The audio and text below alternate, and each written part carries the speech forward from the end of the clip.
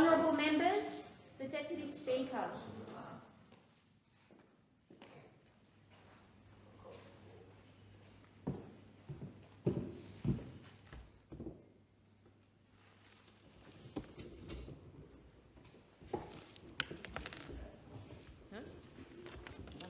Are there any constituency statements by honourable members? I call the member for Brand. Thank you, Deputy Speaker. Last Thursday, I hosted a seniors forum for my older constituents in Kwinana, and I can tell you they were as angry as me to hear about Morrison's government's cashless welfare card for aged pensioners. One attendee aptly pointed out that those on the aged pension don't get a lot of money to begin with, so surely they at least deserve the freedom to spend their money as they wish. Imagine being an aged pensioner, working all your life, and now being told that you may not have the agency to spend your money as you wish. My constituents are disgusted at such a proposition. Indeed, we know all Australian aged pensioners are gravely concerned by the prospect of a cashless aged pension card being rolled out about this country. Next week, Labor will introduce legislation to scrap the cruel cashless debit card, and only Labor will end the Liberals' plan to roll out the cashless pensioner card right across this country. WA's local government elections were held last weekend. I really want to take the time to congratulate the successful candidates in the cities of Rockingham and Kwinana, which constitute my electorate of Brand in Western Australia. Deb Hamlin was elected as Rockingham's first popularly elected mayor and also became Rockingham's first female mayor. Carolyn Hume, Dawn Jex, Lee Lively, Mark Jones, Brett Wormel and Robert Schmidt were also elected as councillors. In Kwinana, current Mayor Carol Adams was re-elected. Matthew Rose, Barry Winmar, Sue Kearney and Michael James Brown were also elected as councillors. And I note Councillor Winmar is Kwinana's first Indigenous councillor. I would like to thank everyone that nominated for both the mayoral race in Rockingham and for all of the council elections across both cities. It isn't always easy to put yourself out there and campaign, but the community thanks you for your effort and for standing up. And I'm pleased to report that Rockingham and Kwinana had an increased voter turnout of close to 4 percentage points. And so thank you all to the local residents for being part of the democratic process in local government. I'd also like to praise the generosity of Rockingham Senior High School students who raised an extraordinary $47,000 for telethon. Over the past 8 years, the school has raised more than $275,000 for telethon, the iconic charity that's been running in Western Australia for many, many decades. In fact, I remember watching it myself, having sleepovers with my friends as a young girl, watching the hijinks and fun that goes on at telethon as people raise money for disabled children and sick children in our community. The Spud King himself, Tony Gallardi, whose first and original Spud shed is in Baldivis, raised $300,000 by shaving off his iconic caterpillar eyebrows, while Mark McGowan's Labor government donated $10 million towards a record-beating total of $62 million. Congratulations to all. I call the member for Riverina. Thank you, Madam Deputy Speaker. I met by telepresence last week with newly appointed Chairman of the Southern New South Wales Drought Resilience, Adoption and Innovation Hub, Barry Irwin AM, and Chief Executive of the Hub, Cindy Cassidy, as well as Charles Sturt, University Director of External Engagement, Samantha Beresford, and Professor of Food Sustainability, the Honourable Niall Blair, to discuss progress on this important venture. Mr Irwin, who is also the Bega Cheese Executive Chairman, leads a board of industry leaders in agriculture, water management, business, law and sustainability, including Batlow Farmer, Barney Himes, putting in place measures to find solutions for the economic, social, environmental impact of future droughts and to ensure that the Hub enables our farmers to have the very best tools available to continue to remain competitive on the global market. The Southern New South Wales Drought Resilience and Innovation Hub is one of 8 hubs established across the country through the federal government's $5 billion Future Drought Fund. I was with the Agriculture Minister, the member for Marinara at CSU's Agri Park in Wagga Wagga, to announce the hub on 12 April this year. And each hub will have a particular focus on collaboration. They will provide networks for researchers, primary producers and community groups to work together to enhance drought-resilient practices within their focus region. They'll become flagships for precincts of agricultural innovation. Indeed, they will advance commercialisation. So very important, these opportunities to help and enhance our wonderful farmers.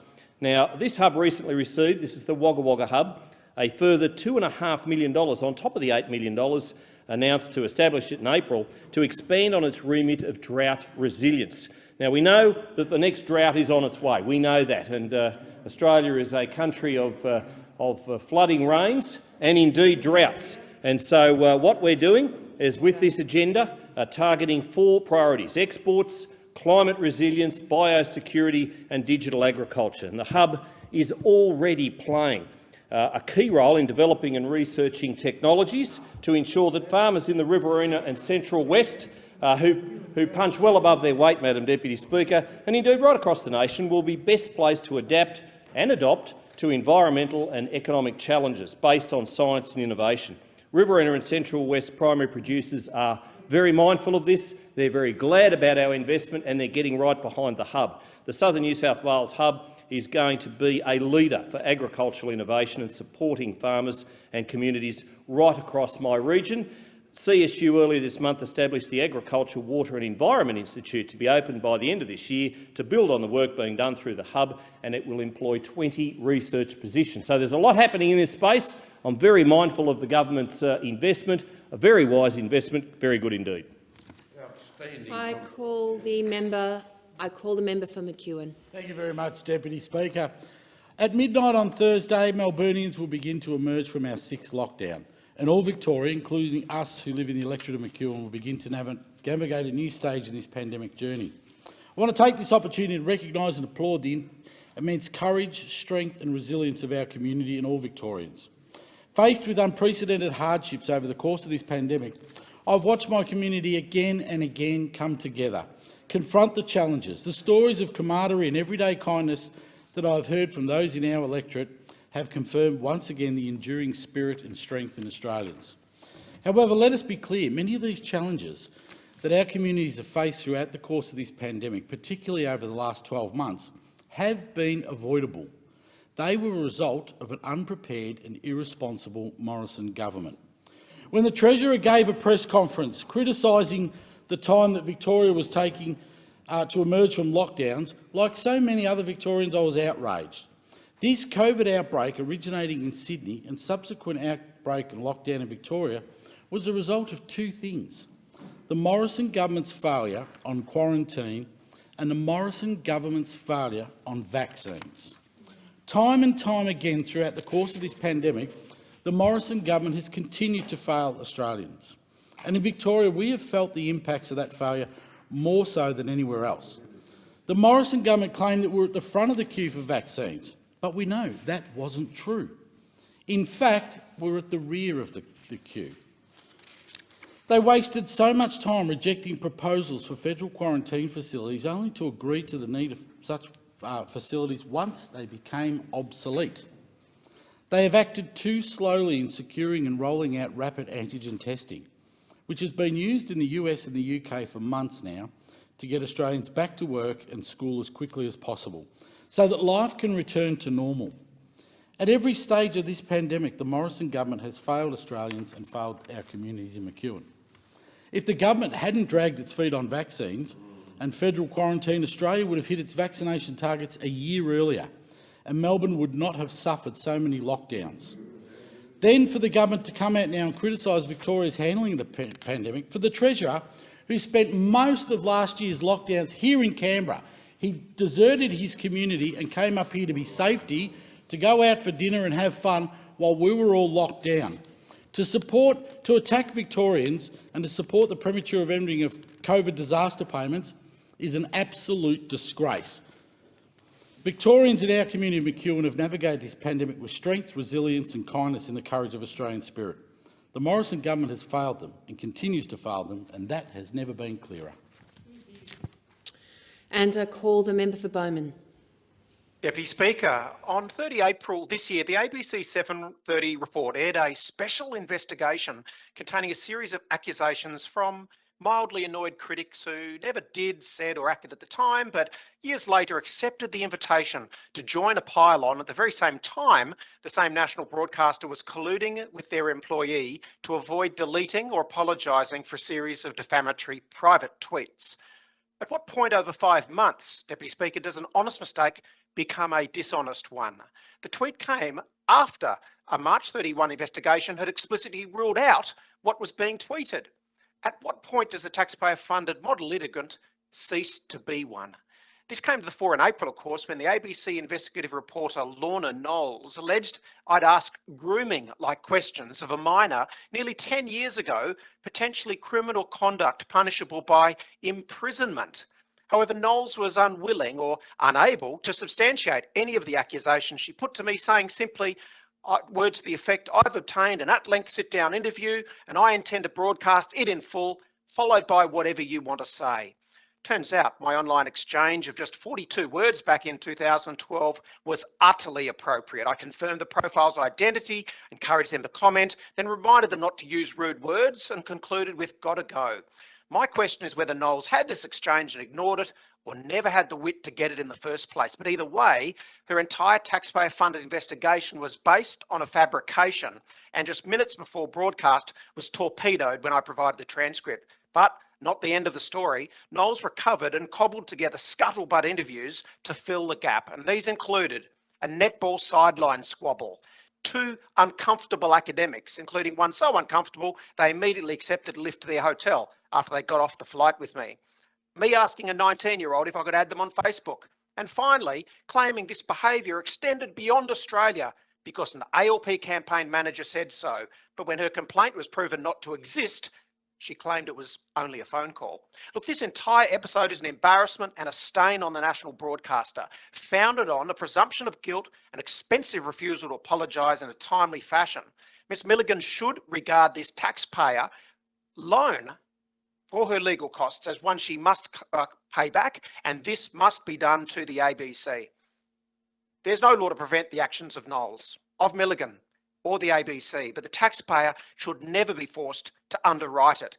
This taxpayer contribution is effectively a loan to Milligan, and she should be made to pay it back to the ABC and the taxpayer immediately. And I call the member for Lyons.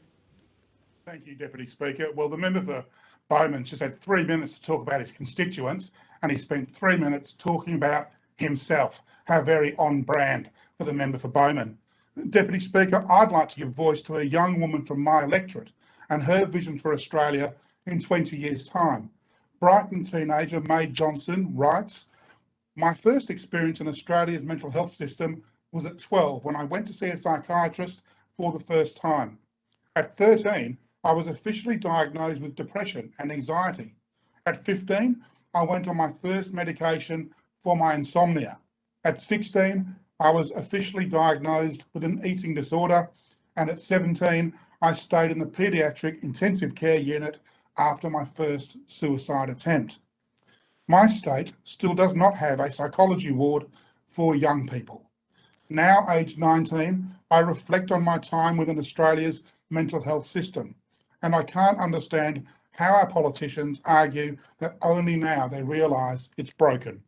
The shadow pandemic is not something new, only discovered under COVID.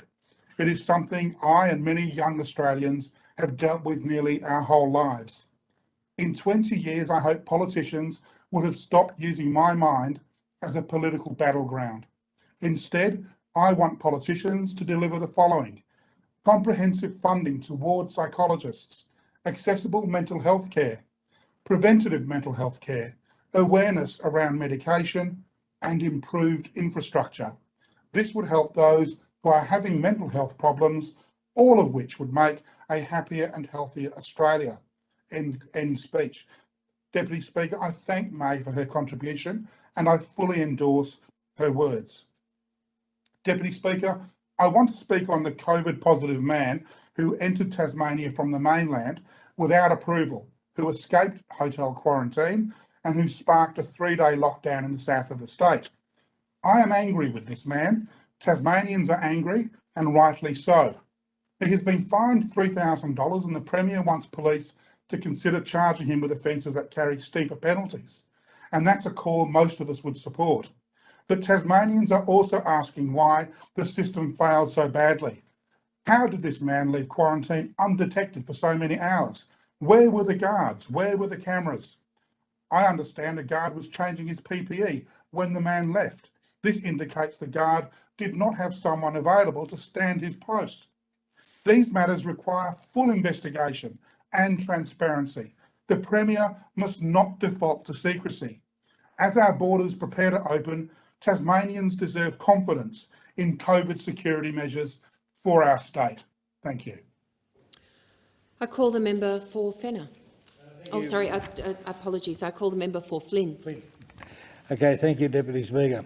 One of the world's largest hydrogen equipment manufacturing facility is planned for Gladstone. Recently, Andrew Forrest visited Gladstone and announced that his company, Fortescue Future Industry, FFI, to build a first stage plant at Gladstone.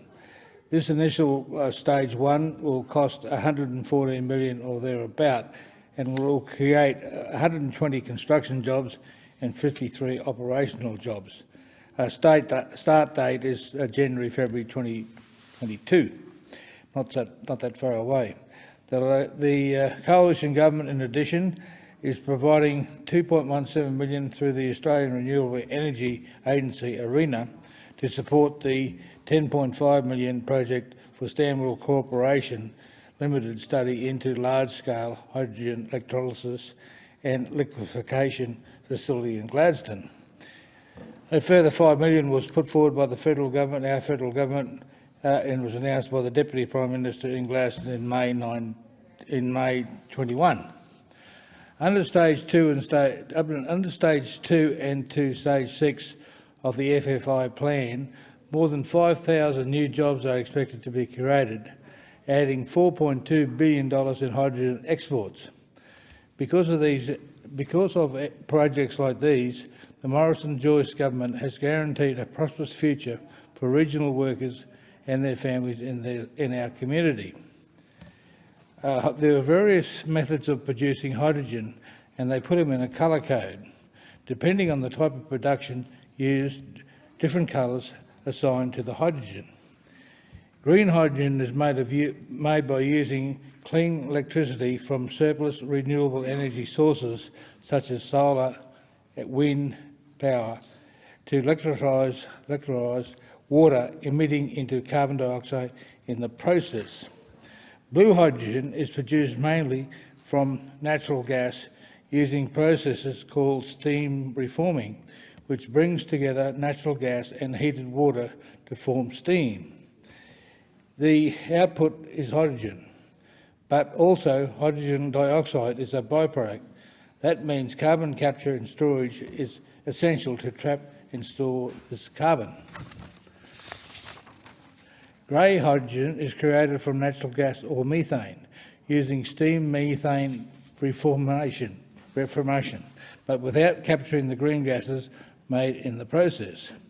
Black and brown hydrogen is used with brown or black coal in a hydrogen-making process. Any hydrogen made from fossil fuels through the process of gasification is sometimes called Order. black The member's or time has brown expired. hydrogen. I thank the member for Flynn and I call the member for Fenner. Over recent months, Canberrans have rolled our sleeves up and gotten vaccinated. Today, Canberra became the first state or territory in Australia to have more than 80% of the over 12 population vaccinated. 99% of Canberrans have had Canberra's adults have had a first dose. And under the leadership of Andrew Barr, Rachel Stephen-Smith and Karen Coleman, we are on track to become the most vaccinated city in the world. Why has Canberra done so well? It's true, Canberra is the most progressive jurisdiction in Australia, socially inclusive and internationally engaged. We're quick to take up new technologies and enthusiastic about education. When I've spoken in this place about refugees, international development, marriage equality or climate change, I know I'm speaking for my electors. But while Canberrans are progressive, we've also shown a commitment to old-fashioned values. Hard work, putting the community first, caring for others, respecting your neighbours, taking care of the elderly, looking after children. What Canberra's done in recent months might have surprised others, but it didn't strike me as unusual. Canberrans have higher levels of community trust. We're more likely to join, volunteer and donate, and less likely to drop litter on the ground. This isn't just Australia's bush capital, it's the nation's social capital. Canberrans' willingness to get vaccinated in record numbers reflects the altruism and deep sense of honesty in our community. We don't have much patience with shysters and hucksters. We trust the experts and their hard-won wisdom. We care about family. We keep our promises. Canberra is an inclusive community, and we know the best way to protect those whose health is compromised is for everyone else to get vaccinated. Of course, Canberra didn't just become altruistic in the last few months. If we'd had enough vaccine, we could have hit our vaccination targets months ago. In July 2020, the Prime Minister had the chance to buy enough doses of Pfizer to vaccinate every Australian adult for about $1 billion Australian dollars. He chose not to take that deal. At the same time as he was giving $20 billion of JobKeeper to firms with rising revenues, he wouldn't pay $1 billion for enough Pfizer to vaccinate every Australian adult. So make no mistake, these latest lockdowns have been the Morrison lockdowns. If we'd started the vaccination program when Britain, the US, Canada and Israel did so, called for in the House. The proceedings are suspended to enable honourable members to attend the division, and the proceedings will resume when the Chair of the Federation Chamber is resumed at the conclusion of the division or subsequent divisions.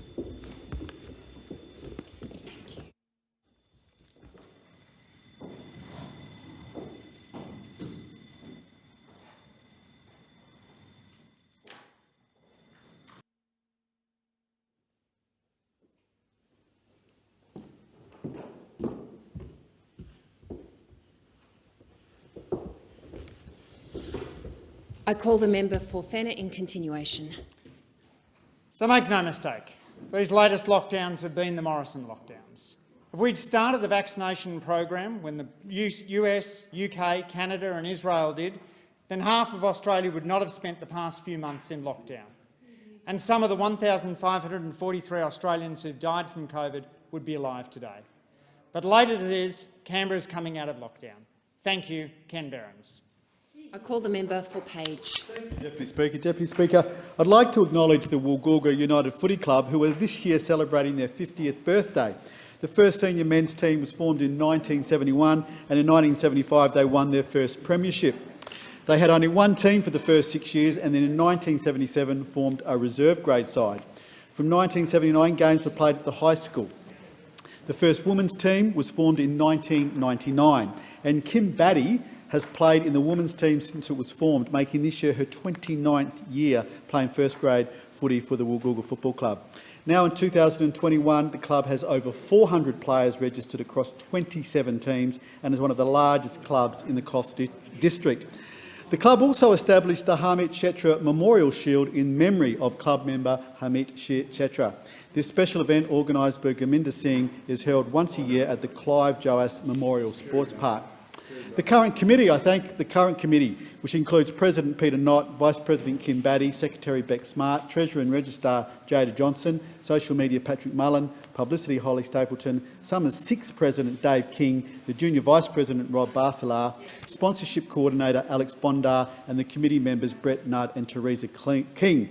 And I would also like to acknowledge the Life members, which again includes Kim Batty, Michael Jackson, Andy Muir, Ian Whiteman, Mark Drew, Bob Barcelar, Bill Robertson, Peter Davey and Michael Lamont. Congratulations, Woolgoolga United Footy Club, and happy birthday on your 50th birthday. Deputy Speaker, I'd like to acknowledge Pauline Wagner, who has been named the New South Wales Community Female Coach of the Year by New South Wales Rugby League. Pauline has played for many years, but this is her first year coaching the Kyogle Turkeys Ladies League tag team. Pauline received the award for her passion and drive to promote women's tackle competitions in our region, tag competitions in our region. She also encourages those of all skills to get involved in the game. Junior and senior football has experienced a 30% growth in female participation in New South Wales since 2019. Pauline received a personal video message from Brad Fittler, New South Wales Blues coach, to let her know she had won and congratulate her. Congratulations, Pauline, on such a tremendous achievement, and thank you for putting the work and being an inspirational person for young women in our community. I call the member for Griffith. Thank you. In August, a batch of documents was released about the Commonwealth-owned former Red Cross Hall site. Those documents show that the Liberal National Government has, throughout their entire 8 long years in office, ignored calls to act on dangers posed by asbestos, lead paint and pesticides. When the Red Cross left the premises in 2013, site contamination reports told the government of significant asbestos, lead and pesticide risks. In March 2014, the then Veterans Affairs Minister told the Finance Minister that the site should be remediated to remove the contamination, but his department did not have capacity to fund the remediation. Instead of providing the funding, the then Finance Minister responded that the site should not be remediated until the government decided on its future. Seemingly oblivious to the zoning, he wanted the site to be sold for residential or commercial development. So instead of remediating the site, the government put up fences and signs. They're still there. In February 2015, Asbestos Audits Queensland said the roof was in an advanced state of deterioration after recent hailstorms and should be removed and replaced. This advice appears to have been completely ignored. In March 2015, the government claimed they were working towards remediation as quickly as possible. The following month, though, they were unable to indicate, quote, how long it would take. In 2017, 3 years after the government had decided to go ahead and sell the site on the open market without remediating it first, they changed their mind. Instead, they would make a private sale to a preferred purchaser. In August 2017, the government again said they had not started remediating. In 2019, there was a new asbestos audit. 5 years had passed since the last one, even though it had recommended annual audits. The report said, quote, the 2 buildings have been left to deteriorate since our last inspection in 2015, and asbestos contamination from the roof cladding has spread across the site and built up in various areas. It is no longer a matter of simply resealing the roof cladding. The entire site requires remediation and the roof cladding removed, including cleaning of all support beams, ceiling and roof spaces, etc., and a clean-up removal of the top layer of soil grounds of the site carried out, end quote. And now, the newly released documents show remediation has still not started. Meanwhile, the government's proposal for the site has been deemed a controlled action by the Environment Minister, which commences an assessment and approval process that will take significant time. I have written to the Veterans Affairs Minister 3 times since the documents were released in August. I'm still waiting for a response. My community deserves an explanation, and we deserve to know what the Morrison government intends to do to remedy its long-running neglect of this historical site. It's an absolute disgrace, Deputy Speaker, and it needs to be fixed, and the government needs to get its act together. It's been 8 years and they've been dithering on it and putting people at risk and wasting a crucial piece of community infrastructure. The member for Wide Bay. Thank you, Deputy Speaker. Police dog Rambo, one of the fine canines that protect us in Wide Bay, was unfortunately killed in the line of duty tracking a wanted person in Maryborough this year. It's a fitting tribute that the dog park in Neptune Street, Maryborough, near where Rambo found a missing child, has now been named in his honour. Last week, his handler, Ian Gregoris, the police, dog squad and Fraser Coast Council opened the off-leash dog park in his memory. Rambo rescued a young girl, tracked down offenders and died pursuing an offender with his handler. We acknowledge National Police Remembrance Day also every year on September 29, where we pause to reflect on the courage of those who put their lives on the line to protect our communities. This year, we honour 3 members who lost their lives since last Police Remembrance Day in 2020. Senior Constable David Masters, Senior Constable Kelly Foster, and Detective Senior Constable Michael James Cursiter. The death of any police officer is tragic for their loved ones, their colleagues and the community. Every time a member of the police force puts on their uniform and wonders what the shift will bring, they reflect on the dangers inherent in policing. The risks and the dangers associated with policing sometimes means that a member won't make it home at the end of their shift. The past 18 months have been morale sapping for police, who have been the face of enforcing social distancing, arbitrary lockdowns and measures and border closures across the nation. Police swear an oath and or make an affirmation to serve the people according to the law. They don't make these laws, they enforce them. Whilst I'm one of the few who have done both, I spent a lot of time, 16 years, dealing with sometimes poorly formed laws put out by parliamentarians. We deal with many political ramifications in this place, but people who deal with the front end of our decisions are often the police officers on the ground who don't have a choice. Police, accompanied by their dogs and horses, have copped the brunt of our lockdown responses in protests across the nation. We should remember the risks all police take in the course of their duty. Thank you for the service of all the police officers who made the ultimate sacrifice, and to all past and present serving members of the Australian Police Forces serving in uncertain and very trying times. I understand it would suit the convenience of the Federation Chamber for constituency statements to continue for an additional 30 minutes. There being no objection, I call the member for Adelaide. Thank you, Deputy Speaker.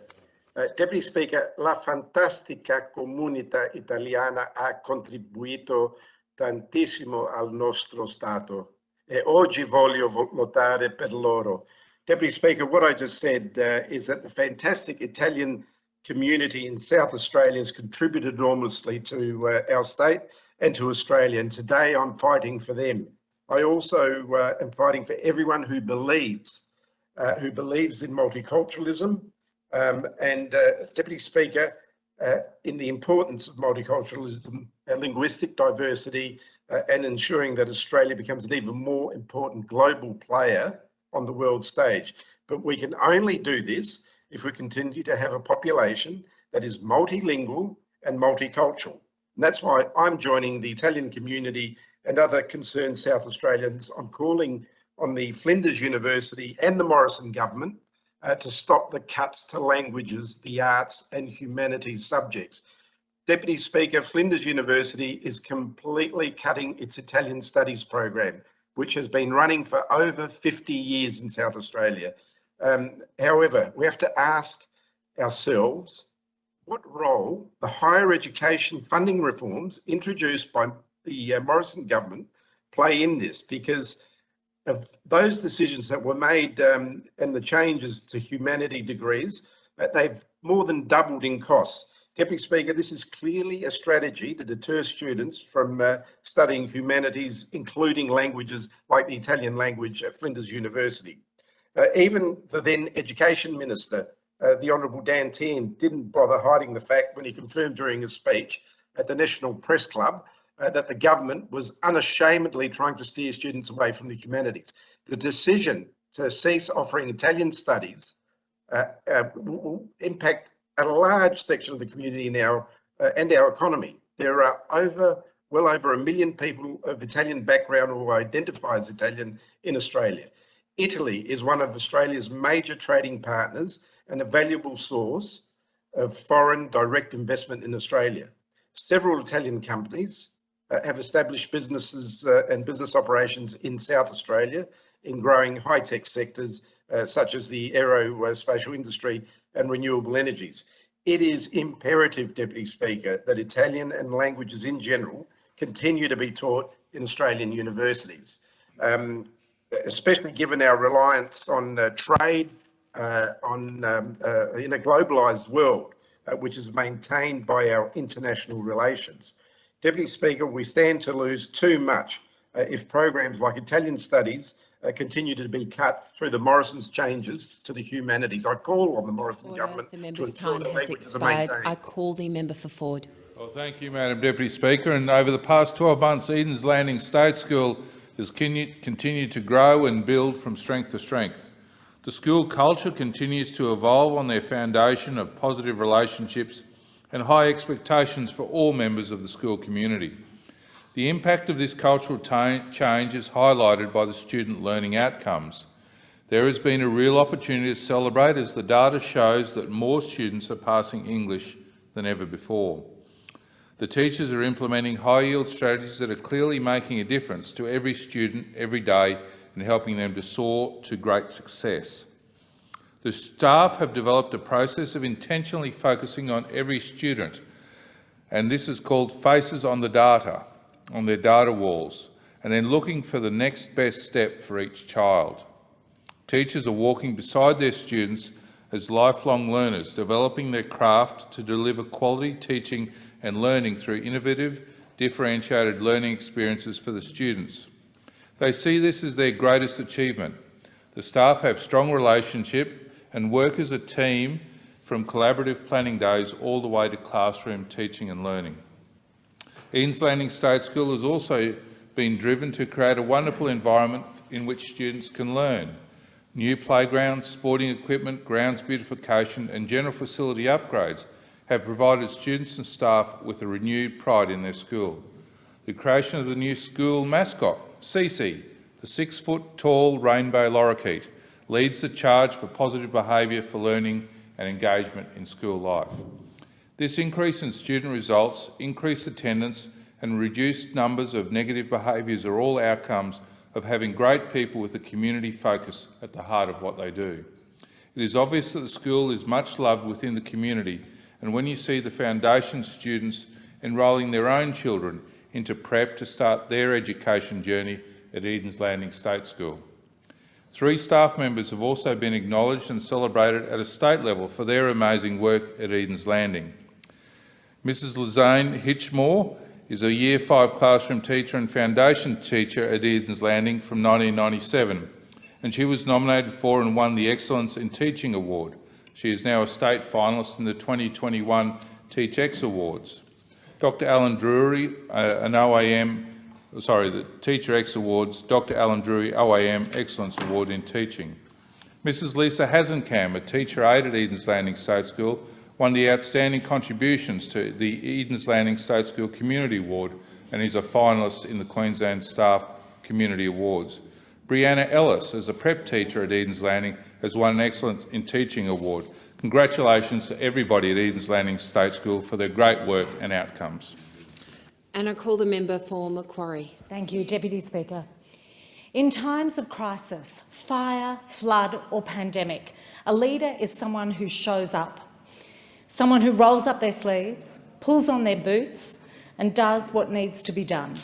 That's the bare minimum in my mind.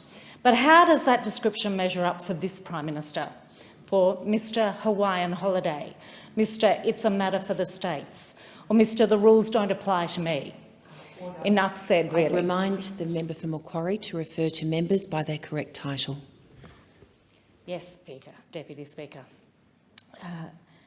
Now, I know the Prime Minister doesn't hold a hose. All of Australia knows that. But this person, the leader, does hold a pretty important position. He's the Prime Minister of Australia, for goodness sake. And where was he while my community suffered through the worst bushfires in living memory? Where was the support during the devastating floods or through this crippling pandemic? When things were tough, he was completely missing in action. Instead of stepping up, he stepped back. When hard decisions were needed, he stepped away. When we needed this government to show up for us, they weren't there. And why is this relevant now? October 26th, a week from today, is the 2-year anniversary of the day the Gospers Mountain mega fire ignited. The Sunday just past was the 8th anniversary of the day I lost my own home to bushfire. Bushfire season is serious in my electorate, and it's here. What has this government done to assist bushfire-prone communities be better prepared? Nothing. Are they talking about bushfire preparedness? No. About using Indigenous fire management practices? No. Is there anything about building an additional fire and rescue station and ambulance station west of the Hawkesbury River? No. What are they talking about? Themselves. What are they focused on? An election. And who loses? My community. Not only do you not hold a hose, Prime Minister, but your support of those who do and the communities they fight to protect is pitiful. Now, to my Blue Mountains and Hawkesbury communities. This is another reminder to prepare yourselves for bushfire season and to revisit your bushfire survival plan. As we know, there are two parts to this: preparing your home and knowing what you will do in case of a bushfire. Don't think that it won't happen to you. I'm the proof. The RFS website has lots of useful information about preparedness. And given that we live in one of the most bushfire-prone places on earth, you need to revisit this regularly. And so my wish for you this coming weekend is go clean your gutters. I call the member for Higgins. Thank you, Madam Deputy Speaker. There are so many challenges we must face during this global pandemic: balancing work, taking care of children and even elderly loved ones, while we are likely to be physically and even mentally exhausted. As we open up post-COVID, I want to make sure that not only the people within my electorate of Higgins, but right across Australia, people are taking care of their health.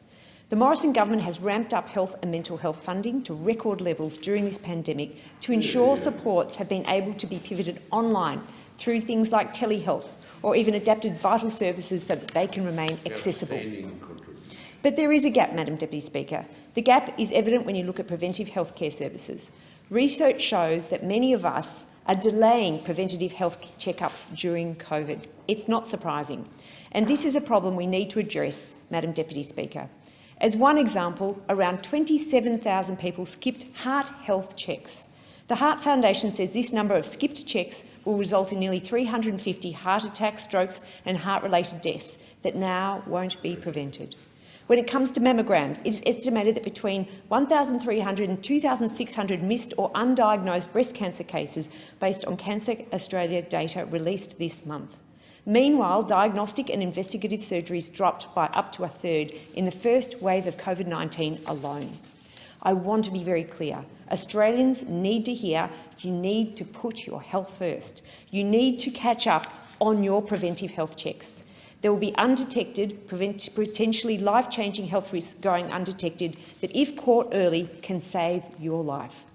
Madam Deputy Speaker, that's why I'm working hard with my community to hear from them directly what they have skipped or missed during the 6 long lockdowns in Melbourne. I'm finding out through surveys what, when and how they would like these services delivered to be most convenient for them, to ensure we deliver the services that are required to make their health better. Madam Deputy Speaker, I'm advocating that we as a government pivot our healthcare system once again, this time to adapt our preventative healthcare services, provide surge service and incorporate telehealth services, or potentially establish health hubs where needed. This pivot will allow Australians greater opportunities to catch up and ultimately prevent further health strains on our healthcare system. As I said in my first speech, I've always wanted to prevent health problems, not just wait with the ambulance at the bottom of the cliff for problems to arrive. I want to send resources to the top of the cliff so that we can help keep people healthy and safe from the precipice. That's what this government has been doing through COVID with our testing and our vaccines. We know Australians how to get into the public health deal stream. That's what I'd like to hear, people going and getting their preventative healthcare checks, making sure that they're checking up for cancer and heart health. Thank you, Madam Deputy Speaker. I call the member for Franklin. Thank you, Deputy Speaker. And yesterday, the Tasmanian finalists for Tasmanian Australian of the Year were announced. And I want to talk about some of the finalists who are nominated from the electorate of Franklin. The first is Professor Greta Peckel, who has been the nominee for the Australian of the Year, the Tasmanian nominee finalist, for her important work in marine ecology, assisting with the fight against climate change. Indeed, Greta is ranked on the Reuters hot list of climate scientists for her work and is ranked in the top 20 scientists on this list. She's passionate about participation in science for women and has received national and international awards for her science communication and for her research. Joanna Cook, who's the Tasmanian nominee for Australian of the Year for her advocacy work in eating disorder recovery. She's the founder of Tasmanian Recovery from Eating Disorder Foundation, which merged with the Butterfly Foundation back in 2017. She's spent a long time advocating for more services in Tasmania, recognising that in our state the lack of support for people living with an eating disorder is particularly bad. And Jade Chipman, she's this Tasmanian nominee for the Local Hero of the Year, one of the finalists, for her role in supporting cancer sufferers and their families with her charity, Homely Retreats. Ms Chipman was a young mother when she was diagnosed with cancer back in 2014. After experiencing 6 months of chemotherapy and more than 2 years in recovery, she was determined to help other families in her situation. She now has Homely Retreats, a respite service for Tasmanians affected by cancer. And of course, my electorate did very well in the Tasmanian Australian of the Year Awards last year. We also, of course, have Grace Tame from our area, who went on to become Australian of the Year. And these awards show what great local people we have in our local community. And I want to end by talking about one of them today who's retiring tomorrow, and that's Anne Harrison from the Risdon Vale Neighbourhood House. Anne has worked at the Risdon Vale Neighbourhood House for decades. I won't say how many or she'll get cross with me, but she's been a real champion for her local community. Being involved in local organisations, the Breakfast Club at the local Risdon Vale School, the Community Garden, the Bike Collective. She's been involved in organising community lunches, big Christmas lunches. During COVID, she was instrumental in not just ensuring that local people in the local community had food supplies, but she personally was delivering hot lunches to people. She's been involved in programs with young mums. She's been involved with programs for disengaged young people from the local school, Work for Dole programs, youth justice programs. She has people from local aged care facilities coming into the centre. She is working with the community at level and has been involved in them for many years. To Anne, I say thank you. Your community will miss you, but you've earned a rest, and we say thanks. Well, call the member for Barara. Thanks, Deputy Speaker. I want to commend Parents Beyond Breakup, who offer outstanding support and guidance for families in crisis in the Barara electorate and across Australia. I'd particularly like to acknowledge their CEO, Gillian Hunt, and Chairman Brendan Blomley and their staff and volunteers for their dedicated work. Parents Beyond Breakup is a national suicide prevention charity focused on supporting separating parents experiencing trauma through a family breakdown. They also support parents and grandparents with child access issues.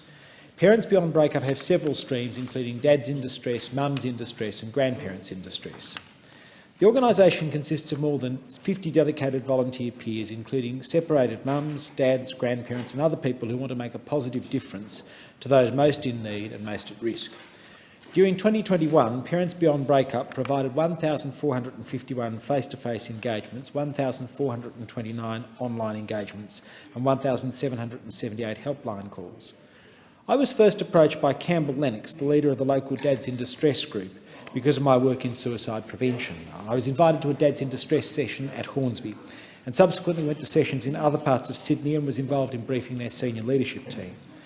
I was impressed by the way the organisation runs and the care and professionalism of their sessions. They operate in a safe, confidential and accepting environment for parents to share and receive support. Some people have been in the family law system a long time, while others have just begun their journey. The aim of the sessions is to support people as they go through the system, focusing on not getting angry but on navigating one of the most difficult experiences in a person's life. The group sessions help parents develop skills to negotiate and build relationships with their children. In 2020, 3,000 Australians died by suicide, a tragic statistic, nearly 9 people every day. 65,000 people attempted to take their own life. Research shows that separated parents have a higher risk of attempting suicide and developing suicidal thoughts than other marital groups. In one Australian study, 23% of alienated parents said they attempted suicide in response to losing contact with their children. Losing contact with children can be one of the most distressing things a person can experience, and this is the focus of Parents Beyond Breakup. Around 12% of Australian children whose parents had separated had no contact with one of the parents a year after the separation. Around 3% of separated parents use courts as their main pathway to parenting arrangements. These are predominantly families affected by family violence, child safety concerns and other complex issues. Parents Beyond Breakup encourages people not to get angry but to understand how the system works and to navigate it. Their groups offer practical advice, peer support and are constantly seeking to influence the direction of policy and support around people's experience of the family law system. Parents Beyond Breakup's vision is that all children enjoy the best possible relationship with their parents. I'd like to thank everyone at Parents Beyond Breakup for the continuing support they give families across the electorate of Berowra and also across the country. They are a very important organisation. I call the member for Solomon, or is it the Deputy Opposition Leader? The Opposition Leader. I'm here for the condolence. I'm sorry, I call the member for Solomon. Thanks, Deputy Speaker. I want to talk about the current scourge of unwanted text messages and emails that are currently irritating so many Australians. Of course, many legitimate businesses use texts and emails to communicate with their customers, and my comments are not directly directed towards them. Spam, as well as malicious texts and emails, have been a worldwide problem for some time, including here in Australia. They seem to have escalated sharply during COVID-19, particularly here. The ACCC says that scams delivered via phone or text this year outnumber those sent through any other delivery method, including social media and email. Reports suggest that SMSs, scams, have cost Australians approximately $6 million over the past 12 months. Delivery and postal scams are particularly common, with other types of fraud, such as premium rate text fraud, tax demands, fake contact tracing messages, and phishing, i.e. SMS phishing. There have also been recent reports of a flu bot scam duping Australians desperate to stop this SMS tsunami, with 13,000 complaints to the ACCC's Scam Watch in August and September. Now that rose to 16,000 in the last month.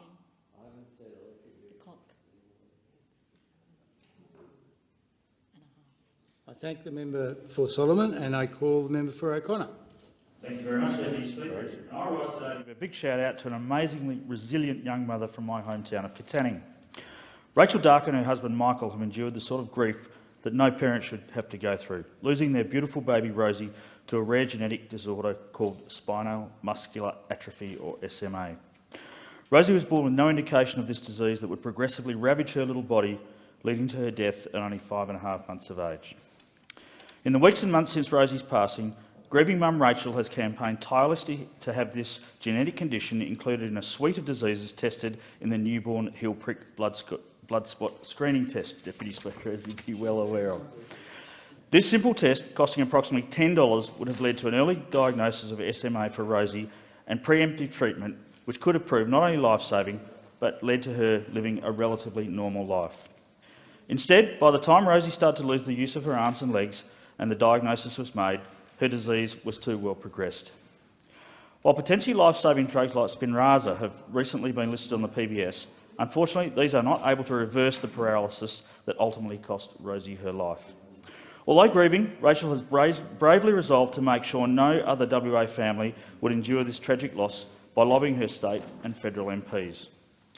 After hearing her story, I wrote to WA Health Minister Roger Cook requesting WA align with the ACT and New South Wales health protocols, which include SMA in their NBS testing of newborns. Although Minister Hunt has publicly advocated for all states and territories to adopt the SMA testing, I shared her story with him as well. In a win for common sense and compassion, Minister Cook has announced SMA would be included as a pilot in the WA NBS program going forward. It won't bring baby Rosie back, but her legacy will be the lives this simple test saves into the future. Rachel and her husband are both carriers of the recessive SM1 gene, which means there is a 25% chance of them having another baby with SMA. 1 in 45 people carry the gene for SMA, and undiagnosed and untreated, it is the most common genetic disorder, leading to the deaths in babies under 2 years of age. So I close by offering my heartfelt gratitude to Rachel and her husband Michael, and to all the families who have taken up the fight to secure Australia-wide access to SMA testing through the NBS. I'm proud to support Rachel's ongoing quest to persuade other states and territory governments to add SMA to their NBS screening. Australia-wide adoption of this simple, cheap and effective screening test will provide confidence for all parents into the future and will be a lasting legacy for those precious little lives lost. Thank you. Thank the member for O'Connor.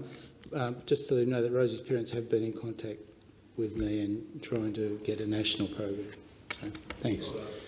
I call the member for Corangamite on video conference. Thank you, Deputy Speaker. Imagine your partner is desperately ill. You have to call an ambulance to your home but find you can't do so because your mobile reception is so poor. Unbelievably, this is the reality for residents living in a new housing estate in Armstrong Creek, just near Geelong. Many residents in this rapidly growing area of 16,000 people, which includes Warralilly and Mount Dunedin, are being let down by their mobile phone companies and Commonwealth Government inaction.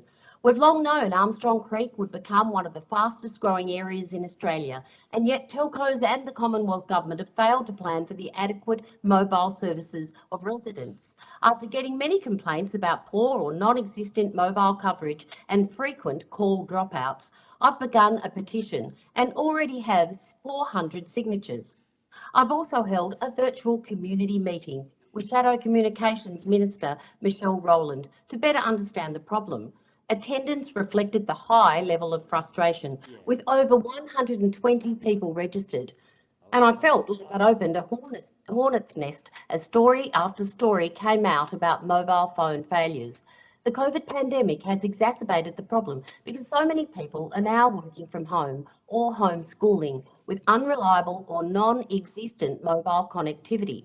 Often people can only get coverage out the front of their house or in one particular room. Sometimes whole streets seem to be mobile dead zones. My own calls drop out often as I'm travelling about Armstrong Creek on official business. And for many people, it's more than simply frustrating. It's a matter of life and death. Kate shared her emotional story of a medical emergency where her husband had collapsed, needing an ambulance. Hearing the instructions over the phone from a 000 paramedic while waiting for the ambulance was near impossible. Kate, a neighbour and a brickie who was working across the road all tried unsuccessfully to get usable coverage on their phones. All were on different mobile networks, so all three networks failed. Thankfully, Kate's husband did get to hospital and is now fine, but the couple live in fear of a reoccurrence. I'm now taking Armstrong Creek residents' concerns directly to the management of the three big mobile phone carriers. This is a bigger issue. Clearly, the problem is serious and widespread. The telcos are not keeping up with the population and housing growth in the area and the resulting demand for mobile services. But the Morrison government is also not doing its part. Telecommunications is a federal responsibility. We must have robust requirements for telcos to provide adequate mobile services to new urban communities like Armstrong Creek. Thank you. I thank the member for Corangamite and I call the member for Chisholm. Thank you, Mr Deputy Speaker. As Melburnians are coming out of the longest lockdown, I would like to take this opportunity to commend the Chinese Australian community, particularly those in my electorate of Chisholm, for what they have done during one of Australia's toughest times. At the early months of this pandemic in 2020, I was incredibly disappointed to see the uptick in racial abuse towards the Chinese Australian community. According to the ABC, a shocking 8 in 10 Asian Australians reported discrimination during the pandemic. I would like to thank the Prime Minister Scott Morrison and many of my parliamentary colleagues to call out this regrettable, disgusting, and un-Australian behaviour. When Chinese Australians felt excluded and got blamed for the pandemic that they had no part in creating, and have at the same time to suffer just like anyone else, the Prime Minister came out to bat for them. He said Chinese Australians were the ones who first went into self-isolation and they led the way, and the broader communities is now following. And this has contributed to the low infection rate and death rate in Australia. However, I was saddened by an outbreak in Box Hill with One of my constituents passed away from COVID-19 only just last week. He worked at a popular Chinese takeaway, and because of the slow action of the state government, this takeaway had not been listed as a Tier 1 site after days of the death, while heated debate and speculation of the death were widely circulated on Chinese social media, and many Chinese locals are feeling very concerned. I was also angered to hear that a small minority of people are seeking to capitalize on the death by pushing an anti-vaccination agenda that will weaken the vaccine rollout and puts people at risk. The facts about vaccination are clear. These vaccines are safe and effective. Vaccinated Australians are over 90% less likely to be hospitalised after exposure to COVID-19, and they are 50% less likely to pass the virus on to someone who can't be vaccinated. I'm proud of the Chisholm community, and they are firmly on board with the vaccination rollout. Thank you. Thank you. I thank the member for Chisholm, and I call the clerk. Government business, order of the day number 1, murder of Sir David Amess, MP. Resumption of debate on the motion moved by the Leader of the House. The question is that the motion be agreed to, and I call the Leader of the Opposition. Thanks very much, Mr Deputy Speaker, and I rise to pay tribute to Sir David Amess. His death has come as a profound shock. The cruelty of Sir David's murder was counter to everything that he was. Tributes speak of his gentleness, his kindness, his humour, his generosity, his faith, his unwavering spirit of public service. Former Prime Minister Tony Blair, who entered Parliament the same year as Sir David, said of him, "Though on opposite political sides, I always found him a courteous, decent and thoroughly likeable colleague who was respected across the House. That is the mark of a politician for whom humanity comes first." The shock is also that it happened at all. The United Kingdom has carefully and painstakingly built and nurtured a system that places in the hands of every adult citizen something far more powerful than any weapon: the ballot.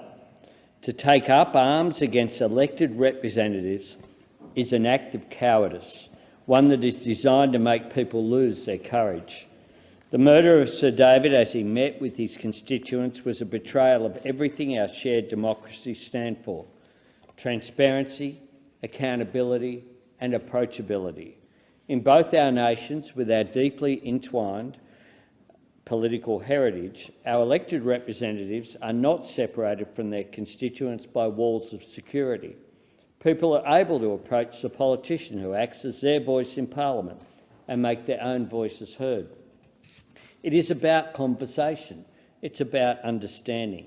It is about the absence of a divide between the representative and the represented. That is something that we have taken for granted in both our nations, but it is precious and it is rare, and it is not invincible. Once it is lost, it can be lost for good. Sir David embodied these values, values that transcend the political divide. His death comes 5 years after Labor MP Jo Cox, who I knew, was murdered on her way to meet with her own constituents. Her young family was robbed of a loving wife and mother, and her community of a talented, much-loved representative. Somehow, her husband Brendan was able to gather himself in his time of grief to make a statement of extraordinary grace. In it, he said what Jo would have wanted would have been, to quote, that we all unite to fight against the hatred that killed her. Hate doesn't have a creed, race or religion, it is poisonous. Just as remarkably, Sir David's family have also risen above the awfulness of what has happened to send a message of great humanity. In it they said this: he was a patriot and a man of peace, so he asked people to set aside their differences and show kindness and love to all. This is the only way forward. Set aside hatred and work towards togetherness. Whatever one's race, religious or political beliefs, be tolerant and try to understand. A remarkable statement. That is the spirit that should drive us all, because he is so much greater than that which seeks to divide us, which seeks to cow us, which seeks to erode the courage that is at the heart of every great democracy. We feel the pain of the British people. This has been a blow against one of the great foundations of their modern nation. Both our countries rely on good people putting up their hands to represent their communities, whether it's in Parliament or on the local council.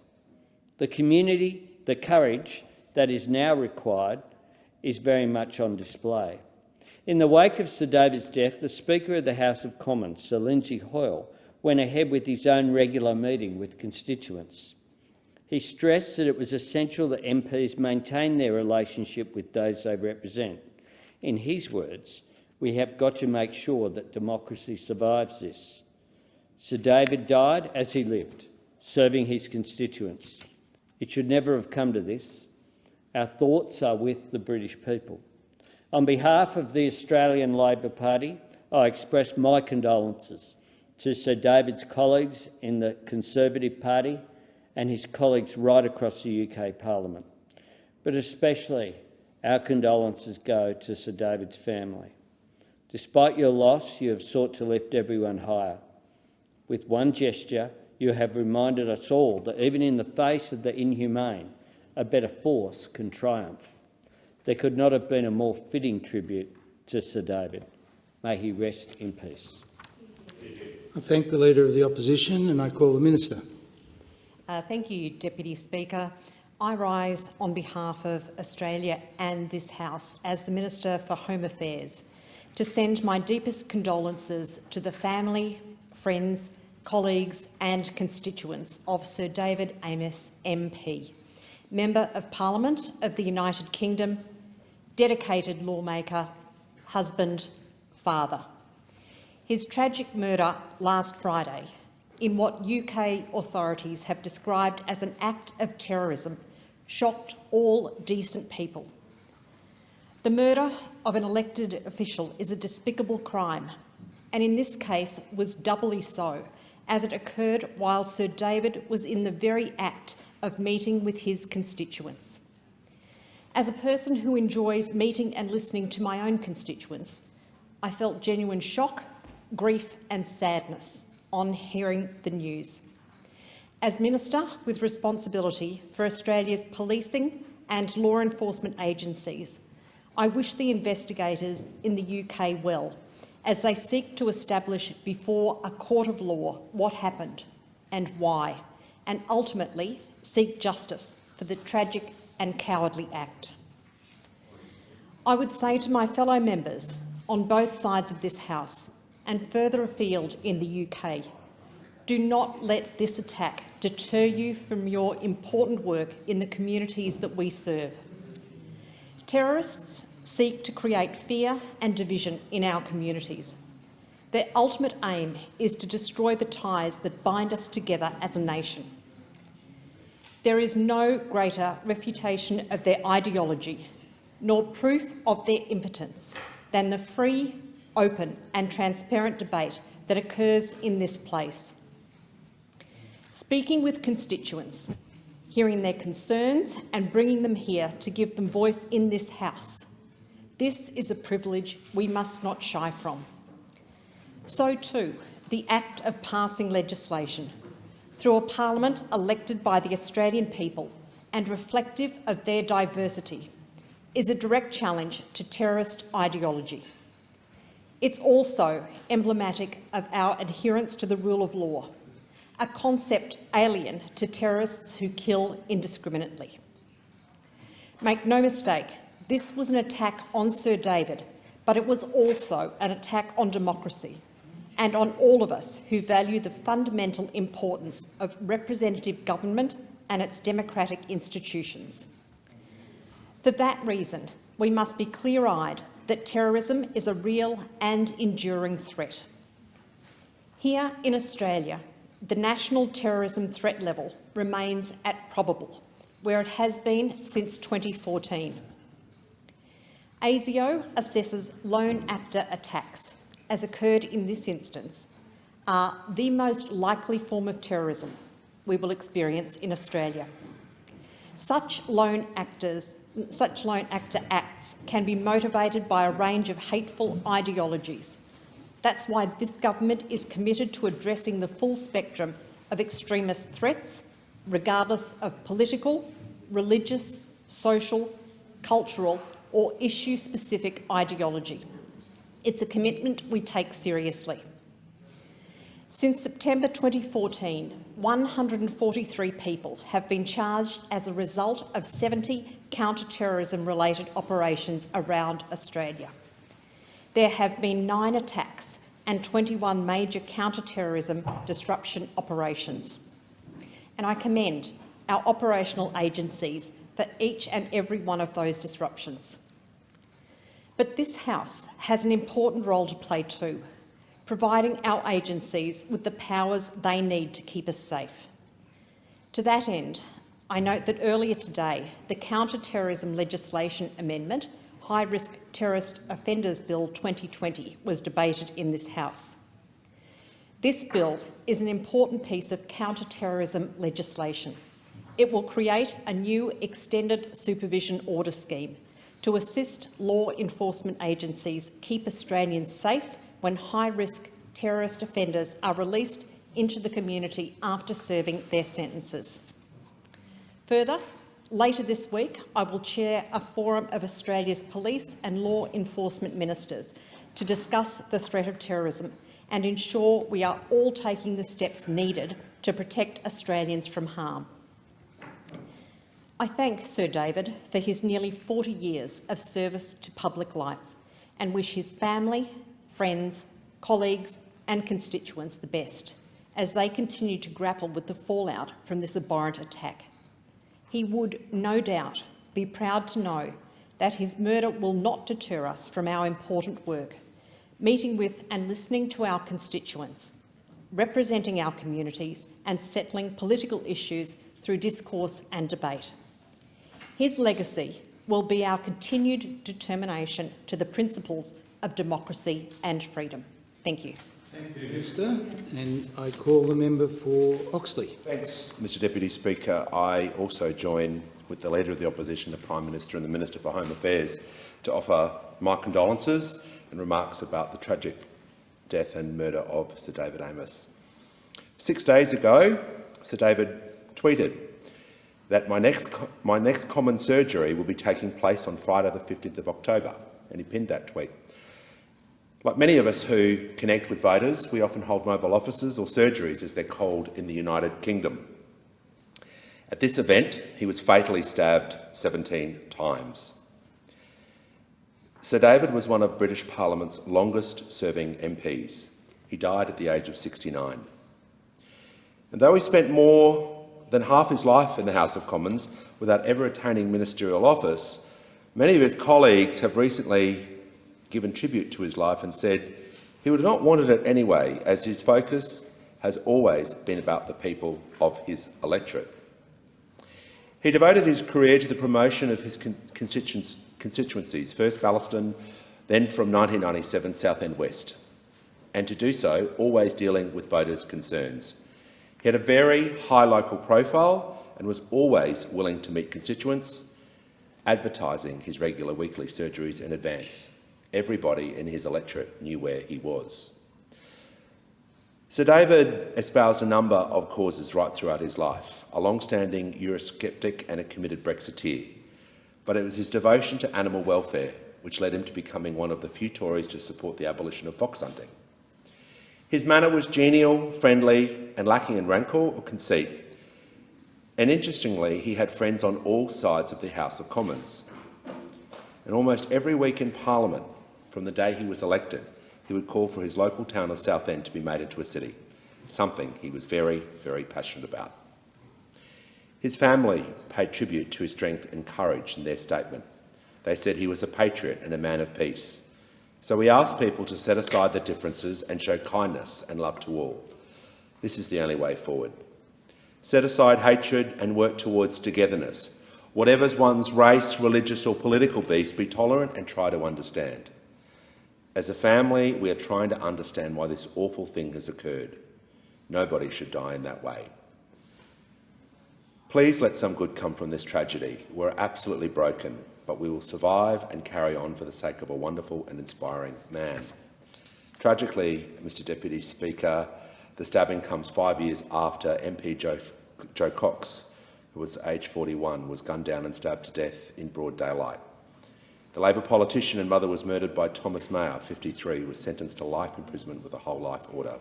At the time, Joe's husband, Brendan Cox, said, "Attacking our elected representatives is an attack on democracy itself." Sir Keir Starmer, the Labor leader, said this week, "My heart goes out to David's wife and children, his staff, friends and constituents. This is a dark and shocking day. The whole country will feel it acutely, perhaps more so because we have heartbreakingly been here before. Above all else, today I'm thinking of David, of the dedicated public servant that he was, and the depth of positive impact he had for the people he represented. Informed by his faith, David had a profound sense of duty that I witnessed firsthand. In Parliament, his Catholicism was central to his political life, and he was highly respected across Parliament, within the Church and the Christian community. Let us come together in response to these horrendous efforts. We'll show once more that violence, intimidation and threats to our democracy will never prevail over the tireless commitment of public servants simply doing their jobs. Sir David was doing his job, and his loss will be felt by many. My condolences to his family and his wider extended family, members of the House of Commons, and of course the people of the United Kingdom. May Sir David rest in peace. Thank the member for Oxley, and I call the member for Riverina. Thank you, Mr Deputy Speaker. I join with others in this chamber and in the main chamber, the Prime Minister, the Speaker, of course. The opposition leader had many fine and eloquent words to speak on this motion today, as did the Home Affairs Minister, as did the member for Oxley just now. Sir David Amess, 69, had been a Member of Parliament since 1983, 38 long years. Just think about that, 38 years. He'd been elected 10 times, initially in Basildon 3 times from 1983, and of course Southend West from 1997, where he'd been elected 7 times. And of course his great passion was to get Southend city status, and may that happen and happen soon, perhaps as a legacy of his memory. He was married to wife Julia, with whom he had 5 children, 4 daughters and a son. How very heartbroken they must be. We sign up to this, but our families do not. They ride the highs and lows, and sadly, this is one of those dreadful circumstances that no family anywhere should have to endure. A father, a devout Member of Parliament, going about his business, devoted Member of Parliament going about his business, making sure that his constituents knew where he was going to be, and the fact that he could openly discuss matters of importance to them. And the frenzied attack which brought about his end is really shaking the very foundations of the British Parliament as we speak. He was a member of numerous Commons committees, including the Health and Social Care and Backbench Business Committees.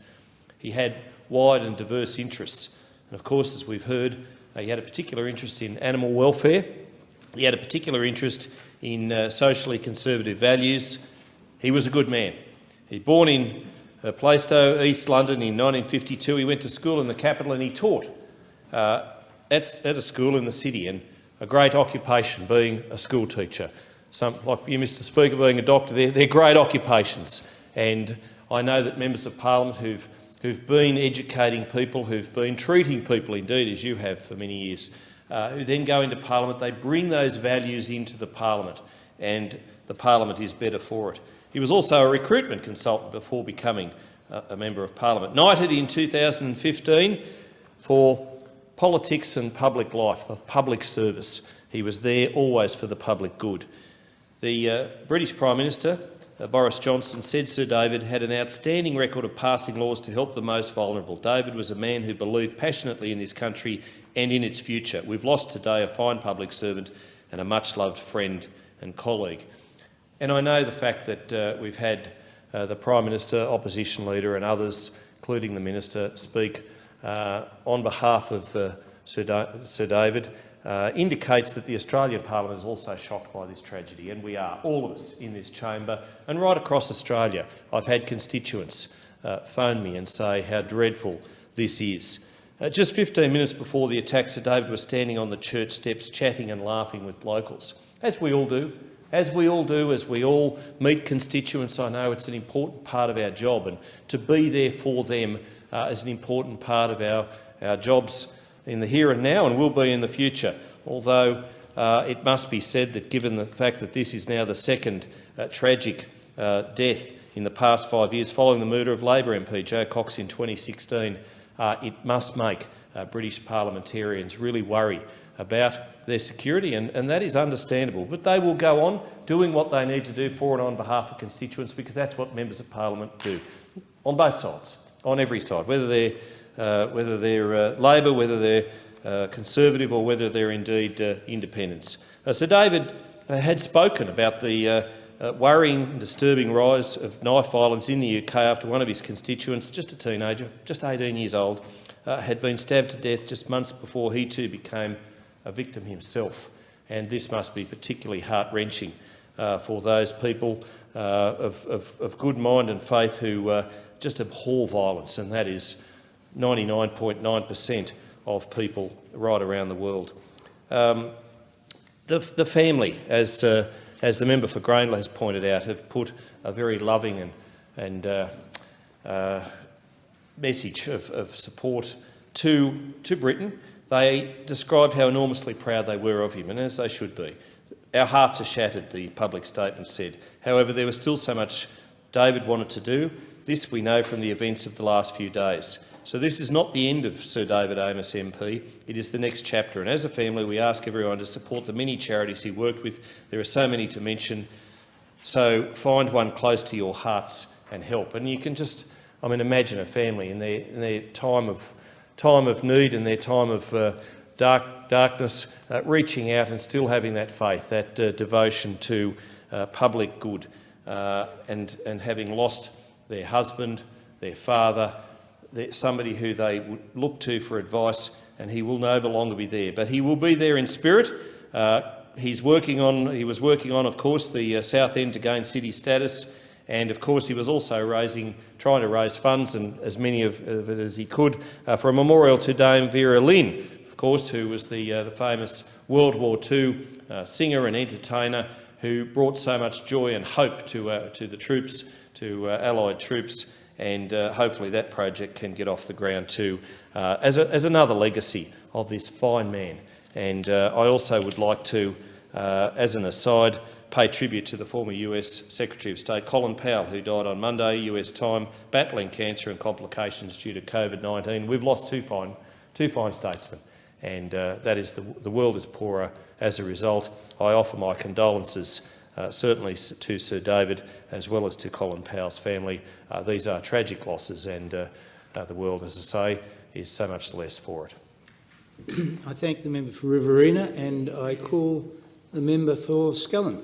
Thank you, Deputy Speaker. I join the Prime Minister, the Leader of the Opposition, the Minister for Home Affairs, the member for Oxley and the member for Riverina in extending my condolences to the family of Sir David Amess, so tragically killed in going about his work, our work too, his work as the member for Southend West in the House of Commons. I'm thinking, as I'm sure all of us are here, of his staff, his family, his friends, his colleagues and his constituents who are no doubt in mourning and in shock. I think it is important that we recognise his life of public service. For, I think, almost all of us here, to think of 38 years in Parliament is something that almost defies comprehension. And for many of us too, the quality of the tributes paid to Sir David by his colleagues on both sides of politics are not things that we could expect. His service, I suspect, was unique, informed by values, informed by faith, and informed by a sense of duty that has so clearly been conveyed in these tributes. A life indeed of public service, a life in politics characterised by values, not the pursuit of high office. A life ended in public service when he was brutally stabbed to death at a constituency surgery days ago. And on that, I think it is important that we think about the wider context within which this has taken place, a context of a coarsening of politics, a cheapening of political discourse and debate, which has led in the UK to a debate in particular around the reform of social media, which is a debate that I will follow with great interest. I noted also the comments of Brendan Cox in respect of this. He called for a reflection on, and I quote, the day-to-day brutality with which our political debate is conducted, from increasingly regular death threats to online abuse. And tragically, Brendan Cox would know, because his wife, Jo Cox, the former Labor MP, was murdered in strikingly similar circumstances 5 years ago. At that time, this House supported a motion acknowledging that and paying tribute to her service and the manner in which she went about it. And I'm pleased that we are doing likewise now. In that debate, I recognise the many similarities between my life and my political outlook with Jo Cox. I can't say the same of Sir David. He would be very pleased to hear, I'm sure. But the manner in which he went about his work is something that we should recognise, as well as the circumstances which ended his work. I was pleased also, Deputy Speaker, that some of these issues about how we go about our work, how we respond to these threats, were raised sensitively by Rob Harris in the 9 papers today. I'm sure it's a piece that many of us have reflected upon. I think it is important that we continue this wider debate, because as we go about our work and think about how Sir David did his, I think we need to recognise the personal tragedy and respect that, and first in our thoughts be thinking of those closest to him. But it is also an attack on democracy as we understand it, and we can't ignore that, because it is not an isolated attack, as indeed the experience, the tragic murder also of Jo Cox demonstrated. We can't be cowed by these threats. We must strive to continue to go about our work in ways which engage our constituents with the work that we do, which connect our roles and our responsibilities to their lives. I take great pride in attending citizenship ceremonies at the surprise that new citizens have of the close contact they can enjoy with members of Parliament in this country. It's something that we can't take for granted, and it's something that is so important, this direct, unmediated contact between representatives and the people for whom we are privileged to work. We can't be cowed by these threats as we seek to respond to them. And I think, Deputy Speaker, we can also be better. People have touched on the very generous words of the family of Sir David, and the member for Oxley referred to a remark of, I think, extraordinary generosity that I was also struck by, when they said that we should let some good come from this tragedy. Well, I think it's incumbent on those of us here to lead in making sure that happens. I say this knowing that I have on many occasions fallen short of the standard that I'm arguing for here, but I hope this is an opportunity for all of us to reflect on how we conduct ourselves and how we can shape public debate. Not so that we should always disagree, I don't think that's helpful or practical, but to think about how we can express our disagreements more respectfully and more civilly. I think that is something we can all do. I think that is something that we can do to pay tribute to the fine words of Sir David's family and to the manner in which he conducted a fine life in public service. Vale. I thank the member for Scullin, and on video conferencing I call The member for Burt. Thank you, Mr Deputy Speaker. Some months ago, I spoke in this chamber about one of the most shocking days in British politics this century, a day that occurred just 5 years ago, a week before the Brexit vote, where brooding tensions came to a head with a horrific act of violence, the murder of UK MP Jo Cox. Jo was on her way to meet with constituents in her community when she was attacked. She was merely doing her job. Today, I speak of another UK MP being killed in the simple act of doing their job.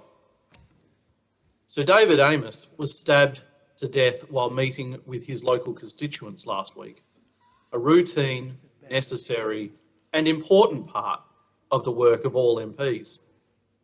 Following his murder, there has rightly been an outpouring of grief and affection from all sides of politics, both in the UK and around the world. Sir David was an MP who advocated fearlessly for his community for more than 40 years. He never was a minister, rather he was the greatest champion for his community. A clear example of the importance of being a good community representative before anything else. Former UK Prime Minister Theresa May summed it up when she said, "I suggest to anybody who wants to be a first-class constituency MP that you look at the example of David Amess." Prime Minister Boris Johnson overnight told the UK House of Commons that politics needs people like Sir David, describing him as dedicated, passionate, firm in his beliefs, but never anything less than respectful for those who thought differently. He went on to say, "While his death leaves a vacuum that will not and can never be filled, we will cherish his memory, we will celebrate his legacy, and we will never allow those who commit acts of evil to triumph over the democracy and the parliament that Sir David Amess loved so much." Labor leader Sir Keir Starmer added, "Sir David held his beliefs passionately but gently," adding, "I believe that not only can we learn from that, but that we have a duty to do so. Civility in politics matters." In what I believe was the greatest praise of all, one of his constituents said that Sir David was an MP who would cross the street to talk to you, and people would cross the street to talk to him. We are elected to public life with a certain understanding that we will be targeted and put down just as much as we will be sought after. But the life of a politician shouldn't come with the caveat of expected violence and malicious behaviour. Generally, we believe that we are free of such things in Australia. Until recently, we thought that too in the UK. Things that used to be deemed unacceptable in public discourse have now become too common. We saw this with the murder of Jo Cox. We see this every day when politicians are trolled relentlessly on social media and increasingly harassed or even threatened in their offices or out in public. And now we see it in the brutal murder of Sir David. This trend must be reversed to preserve our highly accessible democracy and not descend into the need to sequester away our members of parliament away from the public to ensure their safety.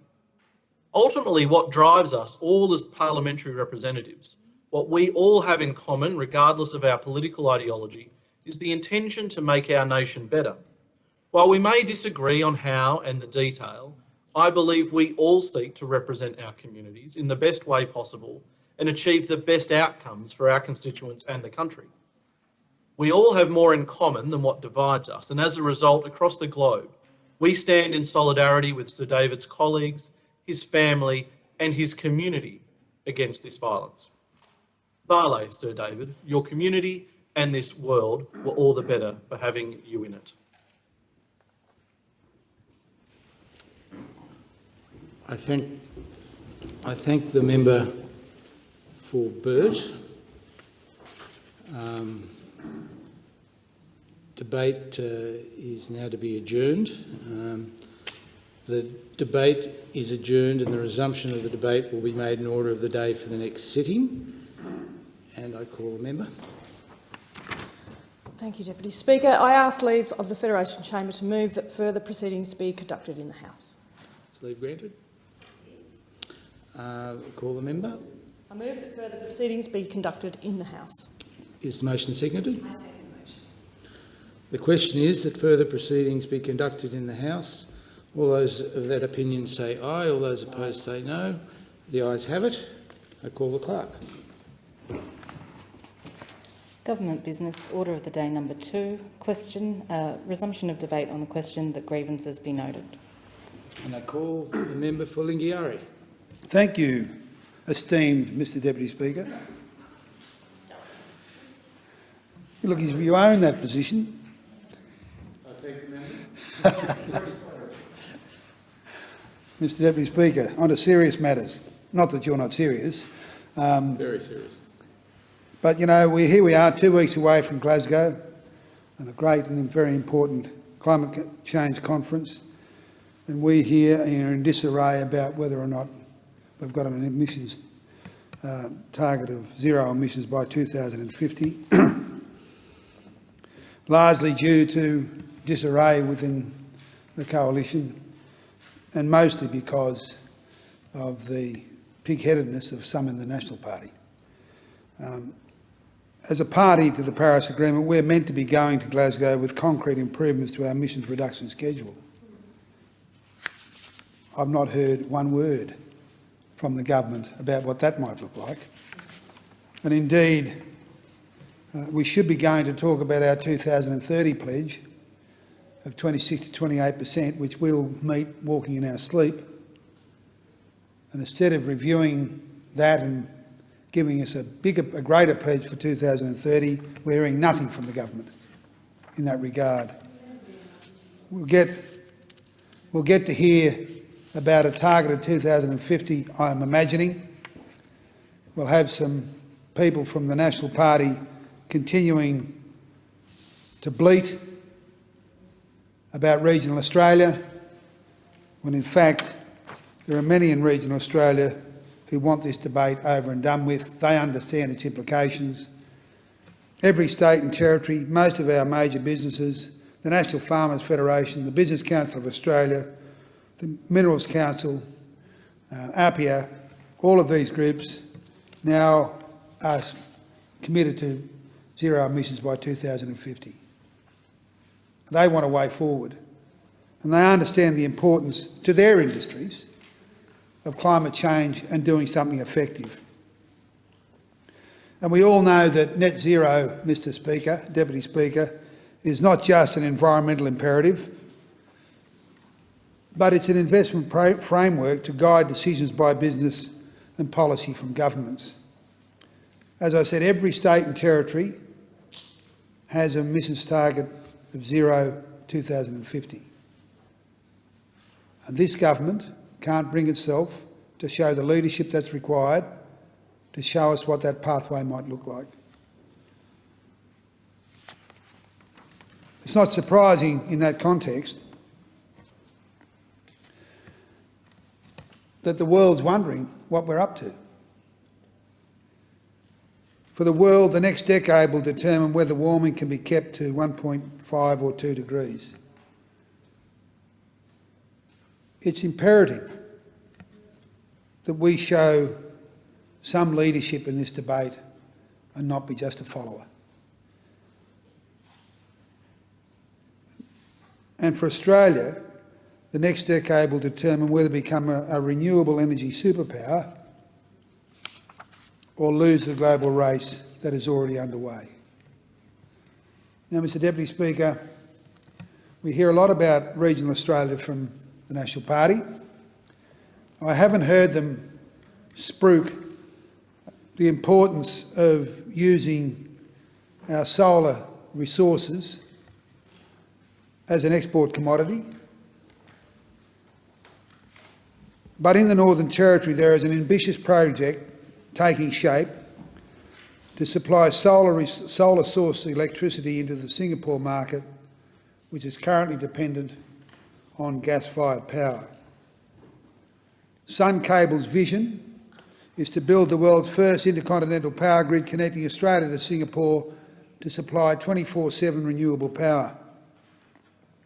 Sun Cable is a private Australian solar energy infrastructure developer, and we know that Australia has the highest per capita solar resource in the G20 and the second highest in the world. There is a unique opportunity to export large volumes of renewable energy, supporting regional energy needs and sustaining economic growth. There's no reason why we shouldn't be making sure that we're exporting this power into Southeast Asia. And this is exactly what Sun Cable is doing. The Australia-Asia Power Link is expected to channel renewable electricity to a solar battery in Darwin, the world's largest solar battery, before travelling by submarine cable 3,750 kilometres to Singapore. If the project goes to plan, and there's no reason why it shouldn't, it will provide Singapore with up to 15% of its electricity needs from 2028. Sun Cable's $30 billion Australia-Asian Power Link project includes 17 to 20 gigawatt solar farm and a battery on a remote pastoral station about 70 kilometres southeast of Elliott at Powell Creek. Elliott, as you may know, Mr Deputy Speaker, is a township around 250 kilometres north of Tennant Creek and 636 kilometres south of Darwin, and to the west, I might say, of the Beetaloo Basin, which is, of course, a major gas resource. The solar farm will be enormous, covering 12,000 hectares. Imagine, Mr Deputy Speaker, or 125 square kilometres. The electricity generated at the storage facility will be transmitted overhead to Darwin and then via the undersea cable from Darwin Harbour to Singapore. These projects don't happen overnight, Mr Deputy Speaker, as you well know. But slowly the boxes are being ticked with the prospect that this project will start construction in late 2023, with electricity commissioned for Darwin by 2026, transmission to Darwin by 2026, and Singapore in 2027. Mr Deputy Speaker, to say this will be a boon to Northern Australia is putting it lightly. To say that it will be a boon to the Northern Territory economy is putting it lightly. A regional economy, Mr Deputy Speaker. And whilst the National Party are contemplating their navels, the world's getting on with business.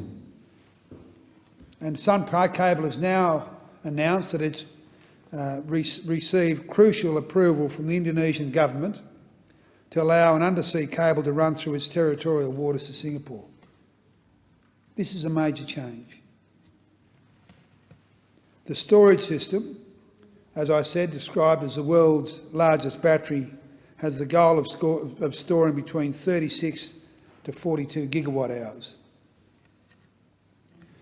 It's estimated the project will inject $8 billion into the Australian economy, with most of it being spent in the Northern Territory, a regional part of Australia. Sun Cable have lodged a development application with the Development Consent Authority of the Northern Territory. It's proposing a development proposal is also for a manufacturing facility that will pilot a semi-automated production line manufacturing Maverick solar array systems in Darwin. So not only are we getting this huge solar farm in the centre of the Northern Territory, but there'll be a manufacturing base in Darwin providing direct and indirect jobs to many hundreds of people.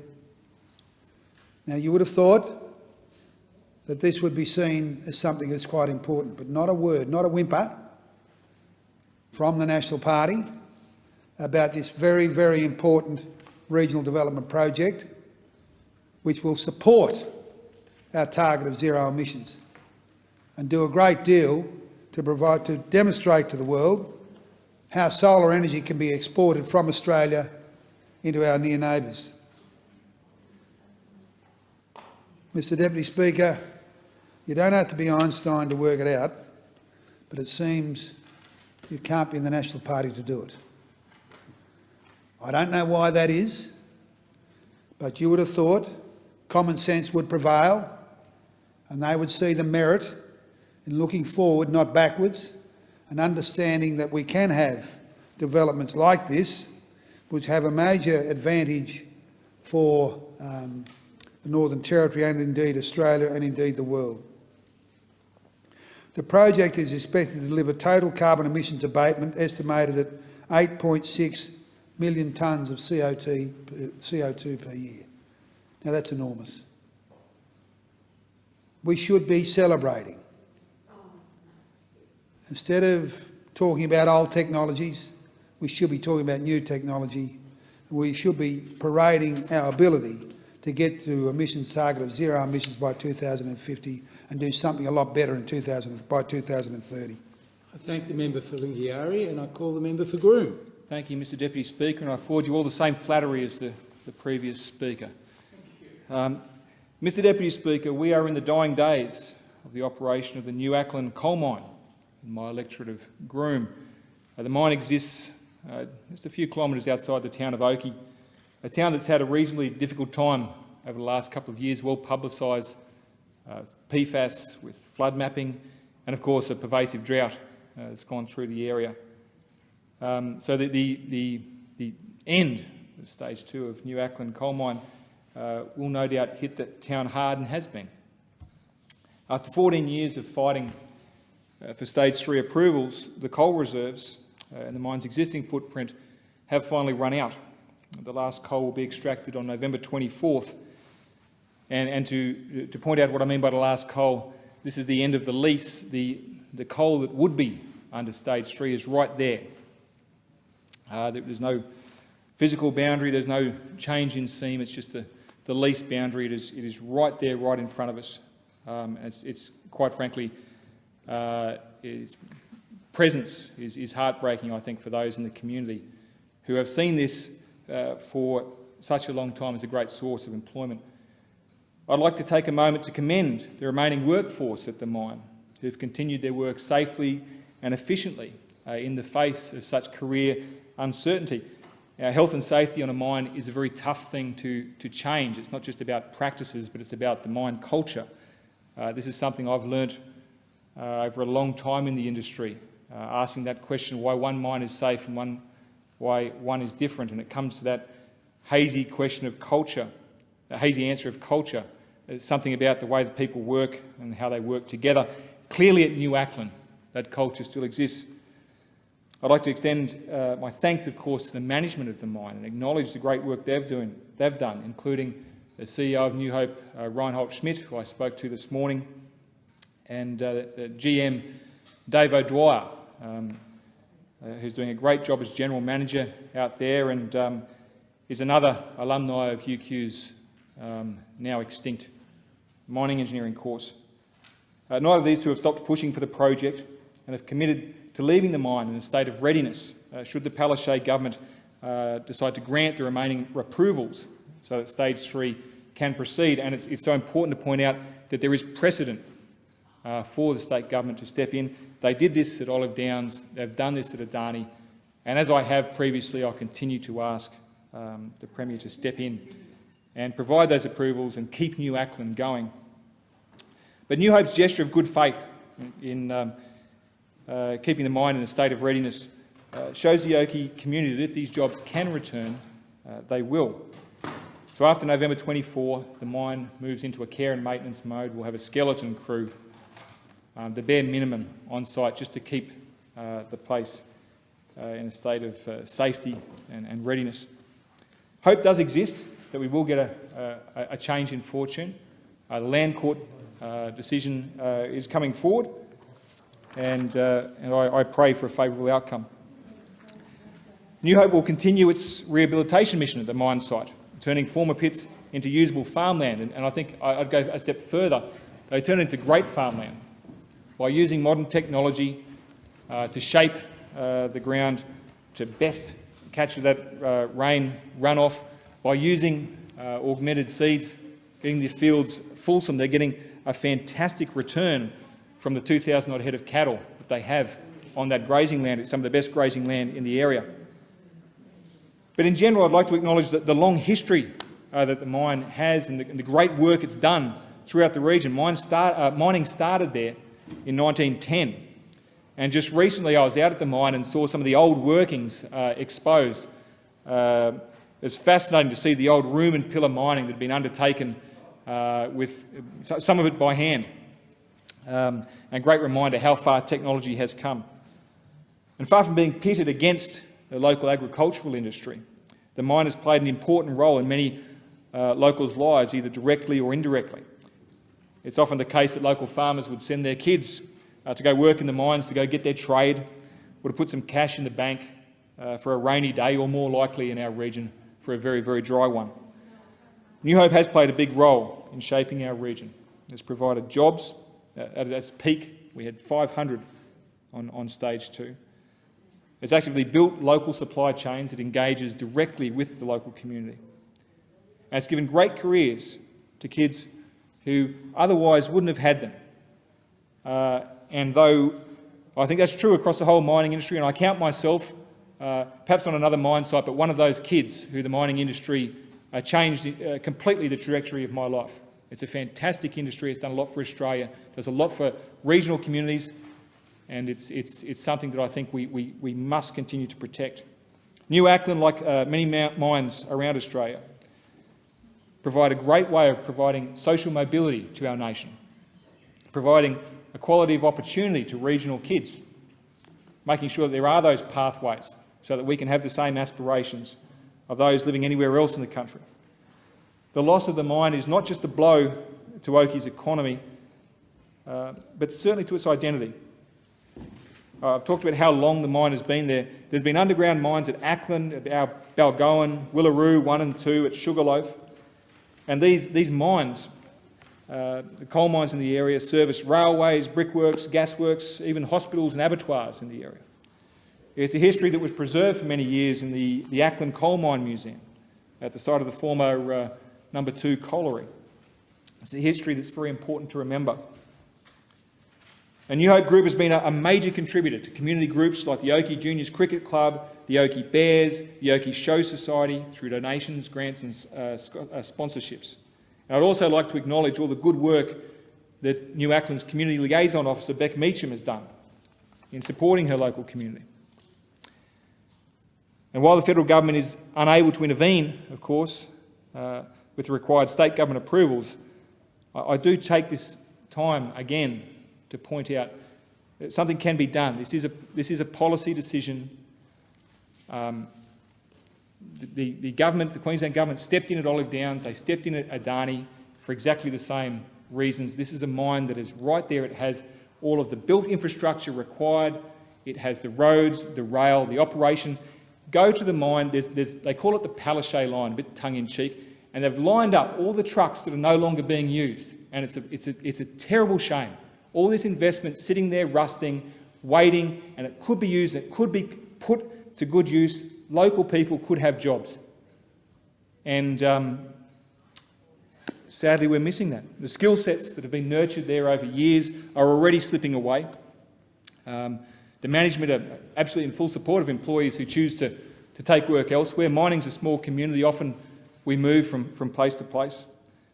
But should we get the go-ahead, unfortunately we're going to be starting right back at the start, at base level, and having lost many of the efficiencies and productivities that a highly skilled workforce develops over time. Mining's not an easily replaceable skill set. When considering the opportunity lost by not going ahead with Stage 3, it's worth pointing out this is coal that will be produced now, that there is a need for it now. We have incredibly high prices and we have demand now. I've been an advocate of the mine before and will continue to be one now. Even if, in the current debate, it may be politically inconvenient, it's something of a conviction of mine to support this industry and to support this mine. I'll continue doing that throughout this debate, not because I'm there for big industry, not because I particularly support coal. Quite frankly, having worked in a coal mine, coal dust is a terribly pervasive thing and I do not enjoy it, but because this mine absolutely has been the backbone of Oakey's economy.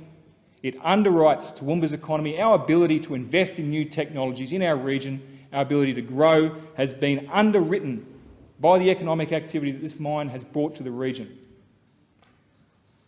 I'd hate to think that zealotry on either side of the current debate on net zero would unnecessarily cost hard-working people their jobs, rob them of their dreams and stifle out their aspirations. I would hate to think that we would ignore the immediate good, the achievable good in pursuit of unachievable perfection. And this is a point that I know the community get behind. Local LNP MPs, the CFMEU, the Chamber of Commerce, they've all lobbied hard to keep this mine alive, to keep this mine going, and I'll continue to join them on this point. But look, Mr Speaker, time's running out. I could speak more on the benefits of this mine, of this industry. I will continue, regardless of where the debate takes us, regardless of the future, to support this mine, to support this industry. And the people at New Acland can count on me for that. Thank you. I thank the member for Groom. The question is that grievances be noted, and I call the member for Werriwa. Thank you, Deputy Speaker. I rise today to bring to House my grievances about the treatment of my community in South West Sydney. I am angry, I am disappointed, I am sad, yet not surprised about what has happened in the last several months, and I think that is what makes the situation so much worse. I grew up in my community. I live in the house where I spent my childhood. I know what it's like to have to fight for basic things that elsewhere in Sydney are on the doorstep. In the 70s, Whitlam talked about the need and had to fight for sewerage for high schools and for universities. So why, 50 years later, is there still such a gap? To the west of the Latte line, we will host more than 500,000 more people in the next 30 years and a world-class airport. Our economy is the third largest in Australia. But we still have to fight for what needs to be done for our community so it does not continue to be treated as second-rate or worse. We spend hours on overcrowded trains that regularly run late. We put up with a second-rate NBN that most of the time doesn't make half of the speeds promised and that blows up when there's a thunderstorm. Seriously, in 2021, how can this vital technology be so bad? I know that governments point to the plans they have to provide infrastructure, but the people of Austral and Kemps Creek and other suburbs within the Aerotropolis zone know that those plans can just change on a whim. They know that the value of their land can become worthless overnight, and the New South Wales government will then say it will take them 20 years or longer to acquire it. I note the plans have changed again for residents living in this zone after the community's effort to have proper consultation and discussions. That was a fight that took several years and caused heartache and stress that was really unnecessary. And what about the M12? This federally funded and state-funded road has been in the planning for the best part of 12 years, it was supposed to support the construction traffic for the airport. The traffic is currently being forced onto roads that were last fit for purpose a century ago when the area was still farming land. Planning is not of any use if it stays on a whiteboard. To the north of the airport, the Western train line is significantly over capacity. Yet the plan to build a metro to the airport connecting that line that doesn't have a stop at Western Sydney University to bring passengers to the airport. I can't in my wildest dreams understand how that will work, mixing workers with luggage. We also need a link to the south of the airport that joins Kingsford Smith and the suburbs of Werriwa and Macarthur to support the promised jobs that will come from industry that is planned to be built around the airport. Now the spread of COVID-19 in Australia has exposed the further divides and inequities in Sydney. When the state Liberal government decided to lock down LGAs of concern because they'd lost control of the virus, which came from the eastern suburbs, the first press conference said only emergency service personnel would be able to leave: police, ambulances, nurses and doctors. However, less than 12 hours later, at midnight that night, the government had to revise that list and add 20 more categories of work. Our government did not realise that it is my community who are the aged care workers, the plumbers, electricians, supermarket and postal employees. They work in factories, carry and process meat, and basically they keep the whole of Sydney and beyond running. There have long been fundamental differences between regions in Sydney, and the pandemic has brought them into stark focus. With the world facing a one-in-a-century crisis, the divide has been clear for all to see. For the last 18 months, my constituents complied with every health order, but we have been constantly singled out. We know it's not our region that caused the local outbreaks, but the mixed messages and unclear instructions from both state and federal levels of government did little to help. This is merely another failure to understand that Greater Sydney should be one region where we all live together and everyone deserves their fair share. I've said many times that South Western Sydney is being treated by governments with a troubling lack of concern. The expectation as we open up is there will be more cases of COVID-19. Delta is affecting more children under 12 and they have yet to be a vaccine approved for their age group. I fear opening up will disproportionately affect my community. Sadly, 1 in 5 who've died caught the virus in Sydney hospitals, many of those local hospitals in my area. To add to the worry, we have overworked and underfunded health system. The health professionals are doing a superhuman job, but they have their limits. How long will they and the system be able to hold together? 3 hospitals in Western Sydney had to turn away patients for days on end, as well as suspend elective surgery. What's troubling is health services in South West Sydney were bound to suffer from overcapacity and overworked health professionals. Underinvestment in health in South West Sydney is nothing new, as the New South Wales Upper House inquiry had already proved last year. The inquiry showed that South West Sydney is well under-resourced when compared to other health districts across Greater Metropolitan Sydney. We have the highest emergency department presentations in any local health district and the lowest number of specialists. And we have the second most populous local health district and the lowest annualised budget. We also have the highest growth rate and the highest birth rate, but the lowest number of GPs per population. Adding to that, between 2012 and 18, the total annualised expenses budget per resident for the health district is one of the lowest in Sydney, all while the Delta variant is causing huge problems in my community. There have been too many deaths, over 500 since June, an average of 4 per day. A neighbour's father died catching COVID in Liverpool Hospital, and tomorrow a funeral will be held for Mr Stephen Cheetham, a life member of Preston's Hornets Cricket Club. As a life member of the club, Troubles mentored many young cricketers, including my sons, and I know him well. He was described by one of my sons as just a great bloke who would give you the shirt off his back, and yet he's succumbed to COVID. He is an indescribable loss to his family, all that knew him and our community. But there are so many like him who have not been able to survive COVID, and I send my condolences to all in my community who are grieving. During the pandemic, it has been the community, not the government, that held us together. It was volunteers and essential workers. It was the principals of my local schools and community groups such as the Hindu Benevolent Fund, Turbans for Australia, Western Sydney MRC and the Mara Sydney Pupils Association who were working to provide free grocery hampers for those in my community who were struggling. It was the mayors of our local councils who found solution and gave advice to people. It wasn't government departments who did not check on families diagnosed with COVID when they were told to isolate, and it was our volunteers who had to support them. I despair what our community would have done without these wonderful volunteers in our community. We all want to see an end to the pandemic and return to some kind of normal. However, we need to do that in a way that ensures it doesn't come at the cost of further loss of our loved ones. And withdrawing supports such as a COVID disaster payment too early will mean that families, individuals and small businesses won't bounce back. And areas that were disadvantaged before COVID will have taken a larger hit from COVID-19 and the Delta wave. Without support, my community will be left behind.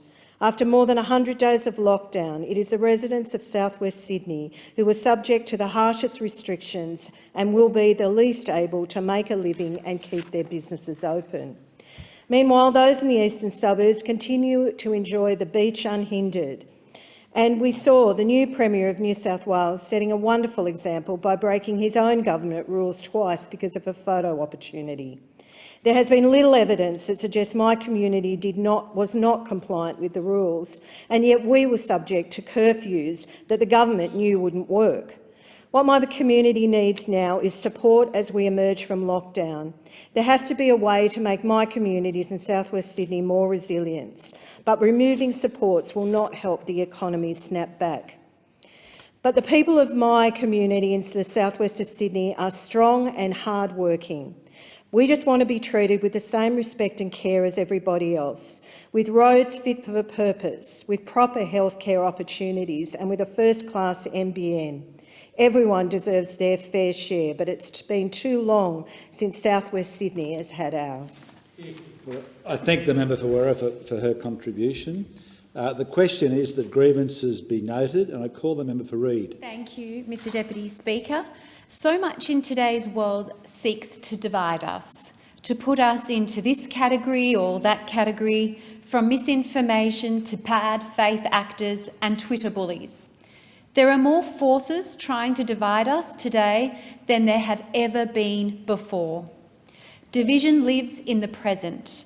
It blinds us to the bigger things. It blinds us to the big tasks we must tackle, the wicked problems. The type of problems which require us as elected representatives to analyse, not catastrophise. To listen to the scientists, not the sceptics. To actually read the evidence and interpret the evidence, not follow the social media posts or opinion pieces. In my electorate of Reid, the state of our environment is a major concern for so many of my constituents, from across the multicultural community groups, through to our businesses, from our school children to parent groups and principals in schools. My entire electorate are concerned about climate change and what it means for their families. They also appreciate how this issue of climate change transcends local issues while still being a local issue. Reid is a long way from the country, and urban and rural Australia are too often seen as two different Australias. But my constituents see that we are reliant on each other. We are connected, whether we like it or not. I became a psychologist for the same reason I entered politics.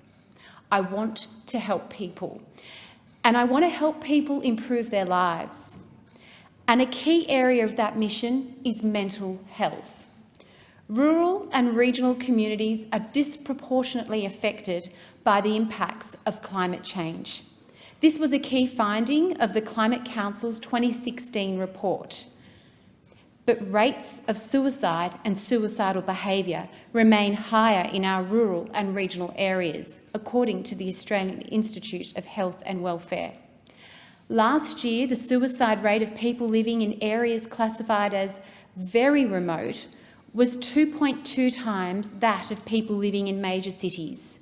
And while the suicide rate for people living in major cities remained below the national rate, which is 12.1 deaths per 100,000 population, for people living in all remote areas, the suicide rates remained all above the national rate. Over the past decade, suicide rates in very remote areas generally increased from 22.2 deaths per 100,000 in 2010 to 29.4% in 2019. Sadly, the rates for self-harm in our rural and regional areas mirror these suicide rates. Now, many factors contribute to these heartbreaking statistics, and it remains an essential and urgent area of research. People living in rural and remote areas of Australia have so far experienced the effects of climate change in far more palpable ways than those living in our cities and suburbs. The increasing frequency of extreme weather events and natural disasters such as droughts and floods and bushfires will unfortunately get worse if we do not tackle climate change. In light of this, I was deeply troubled to read recent studies that suggest the environment impacts of climate change are negatively impacting the mental health of our children and young people. Rising ambient temperatures and the extreme weather events and natural disasters associated with climate change are resulting in increased rates of self-harm, anxiety, post-traumatic stress disorder and suicide in Australia and also around the world. An article published in the International Journal of Environmental Research and Public Health found that climate change-related factors such as heat, humidity, rainfall, drought, wildfires and floods were associated with a range of negative outcomes. This included psychological distress, worsened mental health and higher mortality among people with pre-existing mental health conditions, increased psychiatric hospitalisations and heightened suicide rates. A local study by independent industry organisation Doctors for the Environment Australia discussed the positive correlation between increasing suicide and suicide attempts with hotter weather. The study also highlighted the fact that Australia is expected to become hotter than most other countries. In a joint letter published in the Australian and New Zealand Journal of Psychiatry, leading doctors in Australia echoed the link between rising temperatures and mental health and pointed out that higher humidity may be contributing to the rates of hospitalisation in New South Wales for intentional self-harm and rising more steeply in coastal regions. The mental health of our young people is under threat, not only by the concept of climate change itself as a source of anxiety, but directly through the very physical effects of climate change. These studies add a significant new dimension to both Australia's climate change policy and mental health policy. This growing evidence warrants urgent study and a re-evaluation of our policy approaches. It cannot be ignored. As Chair of the House Select Committee on Mental Health and Suicide Prevention, I believe the work of the committee will make a significant impact in this area and related areas. For now, I simply wish to highlight the relationships between these two seemingly disparate policy areas in order to foreground a more fundamental idea: seeing the big picture. I think again of my constituents in Reid. I think of the young families, the school children, the youth, the university students, the small businesses, my multicultural community groups, the sporting organisations, the doctors who work in our local hospital and other health professionals, the community organisations. And I think they have spoken. They want further action on climate change. They want our emissions to be lower. And they think about the future and their future generations, their health and their children's health, and more importantly, our mental health. Further action on climate change is action on mental health, and long-term action on mental health requires long-term action on climate change. Nowhere is this twin necessity more dire than in our rural and regional areas.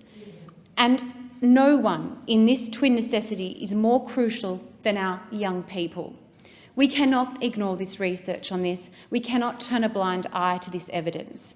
To improve the mental health of young Australians, we must have a plan and a target to reduce emissions in Australia. My focus on the young is not to diminish the mental health challenges facing people of all ages. I say it simply to highlight that it is our young people who will inherit the consequences of our actions now, just as all of us are already experiencing the consequences of the decisions made before us. We are all elected to serve our communities. That service does not cease at the end of a 3-year term. As the Greek proverb goes, society grows great when old men plant trees in whose shade they shall never sit. We must seize this moment. Australia needs an ambitious plan to get to net zero. Thank you, Mr Deputy Speaker. I thank the member for Reid. The question is that grievances be noted, and I call the member for Indi. Thank you, Mr Deputy Speaker.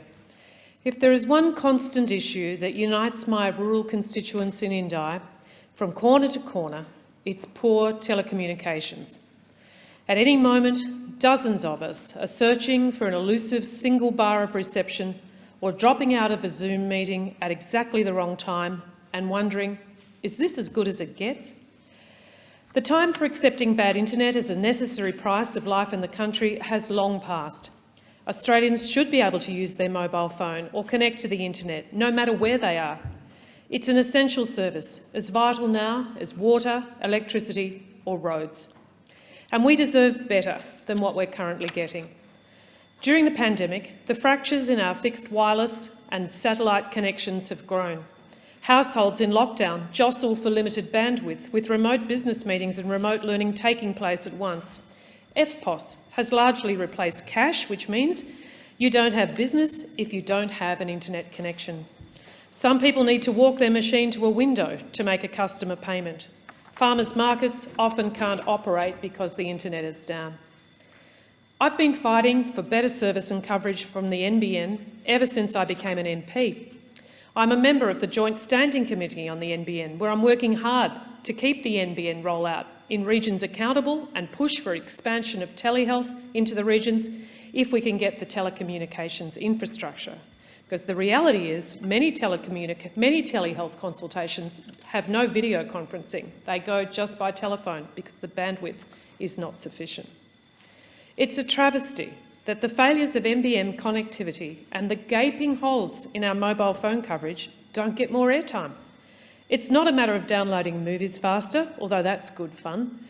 It's that without good internet, we simply go backwards. We can't run a business, we can't attract manufacturing, we can't bring in new investment. It's holding regional communities back from reaching their potential as the engine room of our country. Many rural communities have thrown their hands up in exasperation, believing that nothing will ever change. And that's a reasonable position, given the history, given their experience.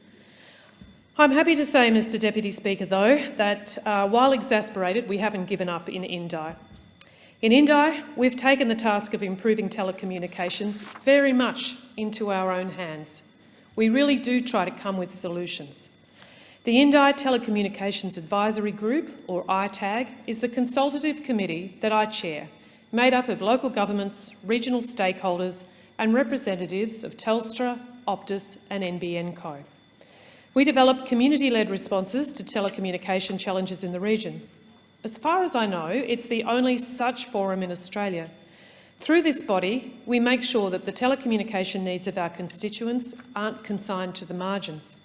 Every couple of months, we convene to share information on telecommunications upgrades and advocate for improved mobile phone reception. We collaborate and we often get results. It's a model that's paid off for us. Working together, we assess and nominate mobile black spot areas for funding under the federal government's Mobile Black Spot program. A stunning 51 towers have been federally funded since 2013, when independents have represented the seat of Indi. That's a full 21% of all towers across the 11 Victorian electorates. And Mr Deputy Speaker, since I took office in 2019, 9 towers have been funded in rounds 5 and 5A, and that's 39% of the total allocation in Victoria. Better mobile phone reception is coming for people as a result of this in the surrounding areas of Crichtons Creek, Cudgeewar, Harrietville, Mount Bruno, Tagati, Burrawa, Frenchman Gap, Kuitong and Toowoonga. All of these places were nominated by our ITAG group in consultation, and they all received funding.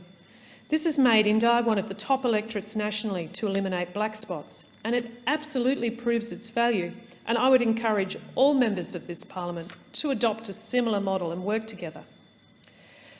In the last few short years, we've seen other big strides connecting Indi. NBN business fibre zones will come online in Wodonga, Wangaratta and Benalla, bringing super-fast internet speeds to these areas. Under the Strengthening Telecommunication Against Natural Disasters program, we've secured upgrades to 21 mobile phone towers in Indi as part of our bushfire recovery. And I helped secure $2.6 million for a 42-kilometre fibre optic cable connecting Harrietville, Dinner Plain and Mount Hotham to higher speed internet.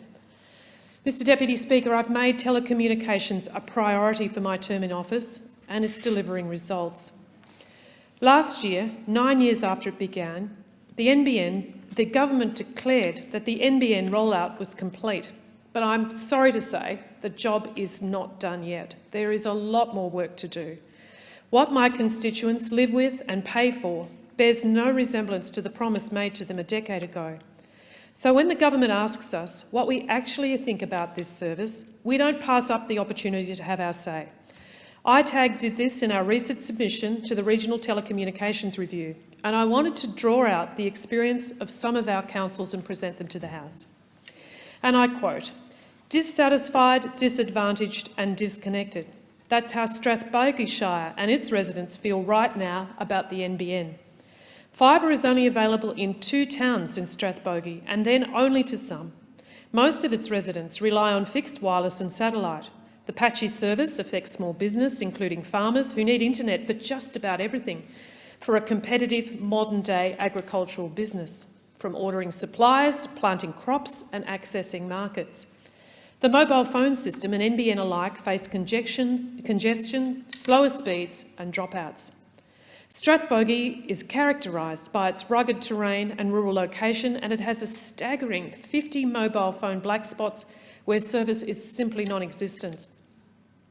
Indigo Shire is famous for being a historic tourism drawcard and stunning topography that places it in a very high bushfire risk zone. These two factors coincide in the summer months, placing enormous pressure on the system. In peak visitation season, Beechworth's population triples, and our FPOS and ATM facilities splutter and fail, meaning less cash in pockets, and our businesses, hungry to recoup lost revenue after 18 months of disruption, find this exasperating and frustrating. In an emergency, there are real concerns about whether the system could actually hold. Mobile phone coverage is patchy even in some parts of Beechworth, and the other 2 major roads reaching out of Beechworth have long stretches of 0 bars, just what you don't need in a crisis. We really need to do better. In Benalla, the council and community worked with local solar farm developers, Neoen, to put in a submission to the mobile black spot program for a tower in Gurumbat.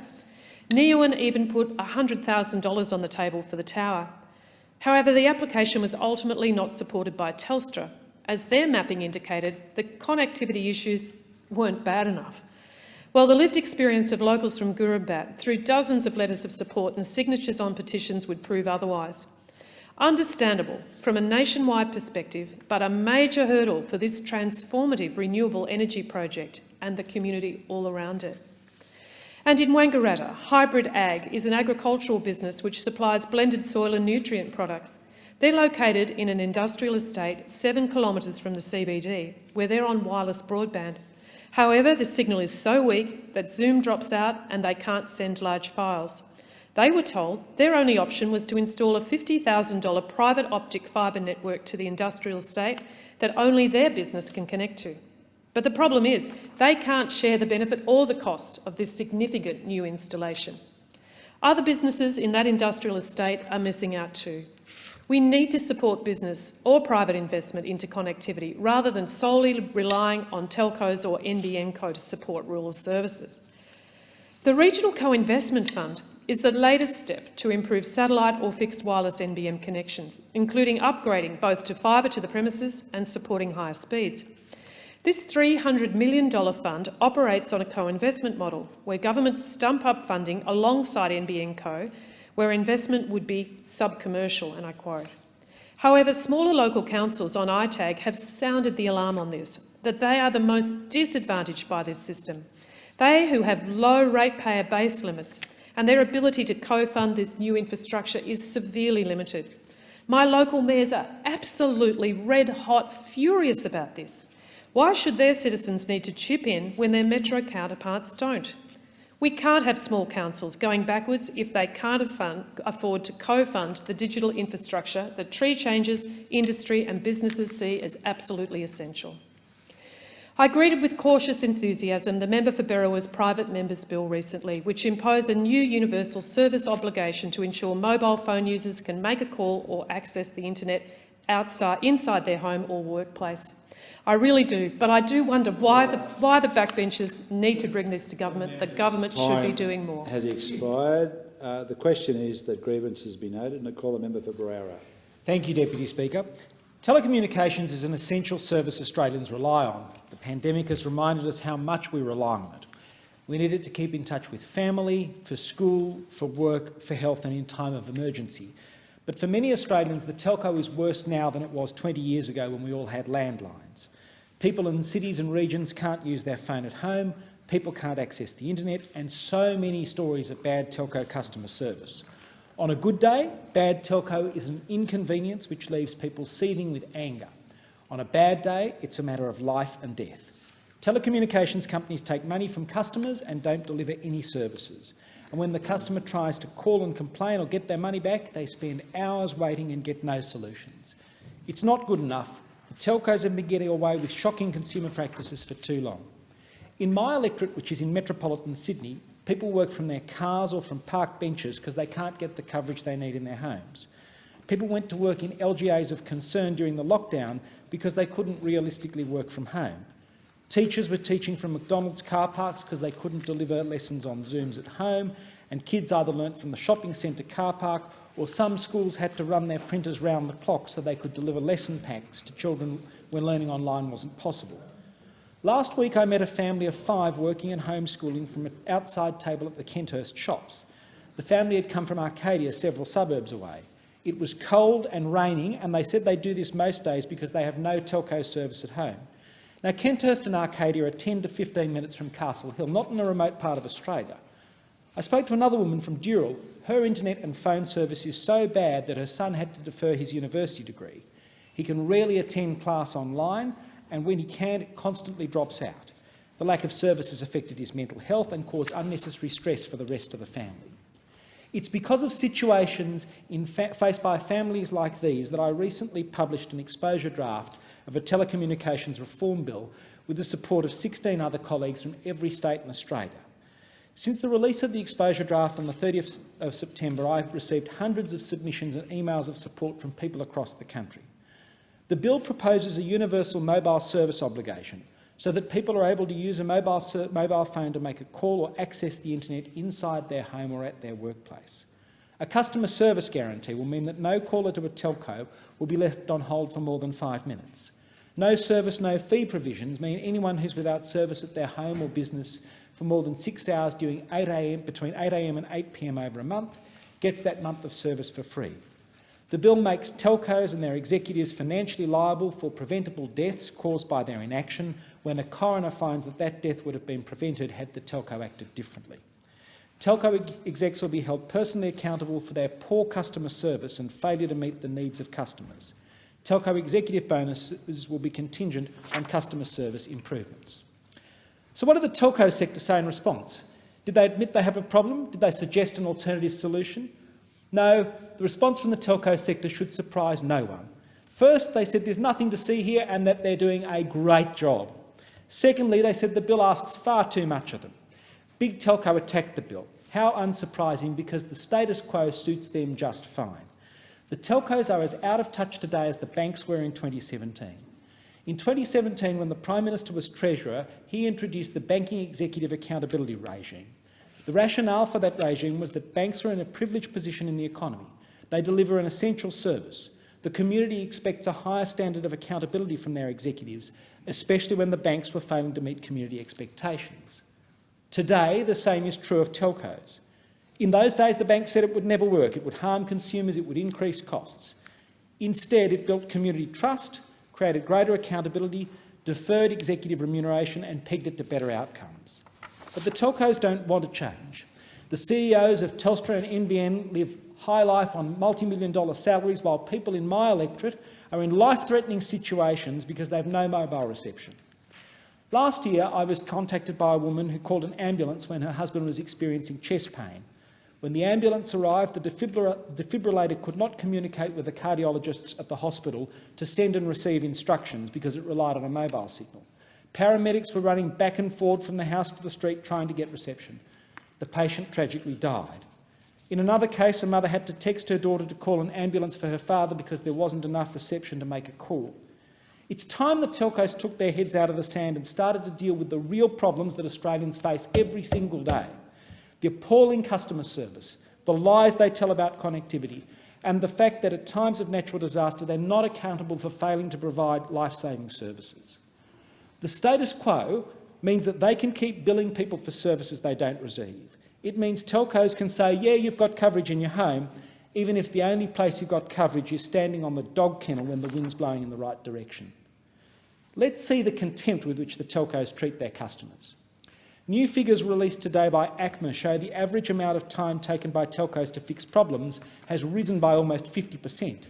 Fiona Cameron from ACMA said the time taken to resolve complaints was going in the wrong direction and that 1 million complaints a year is still far too many. Echoing provisions in my bill, she said, we think it's time for every telco to make its complaints handling performance public and transparent. Now, last month, Telstra announced a customer service improvement plan. It involves closing call centres and sending customers to bots. The executive responsible said his teenagers don't like to talk to people and do everything online. Last time I checked, it wasn't the teenagers who are paying the bills. How is this tricky move improving customer service? Recently, Telstra said they were making all payphones free. They said it as if they were doing a great act of philanthropy. In fact, it's taxpayers' money that funds much of the payphone network under the universal service obligation, and Telstra's pretending to be generous. Telstra's also charging customers more for less, giving customers no reduction in fees despite slower upload speeds on its NBN plans. Earlier this year, Telstra sold 49% of its tower business to taxpayer-funded superannuation funds for $2.8 billion.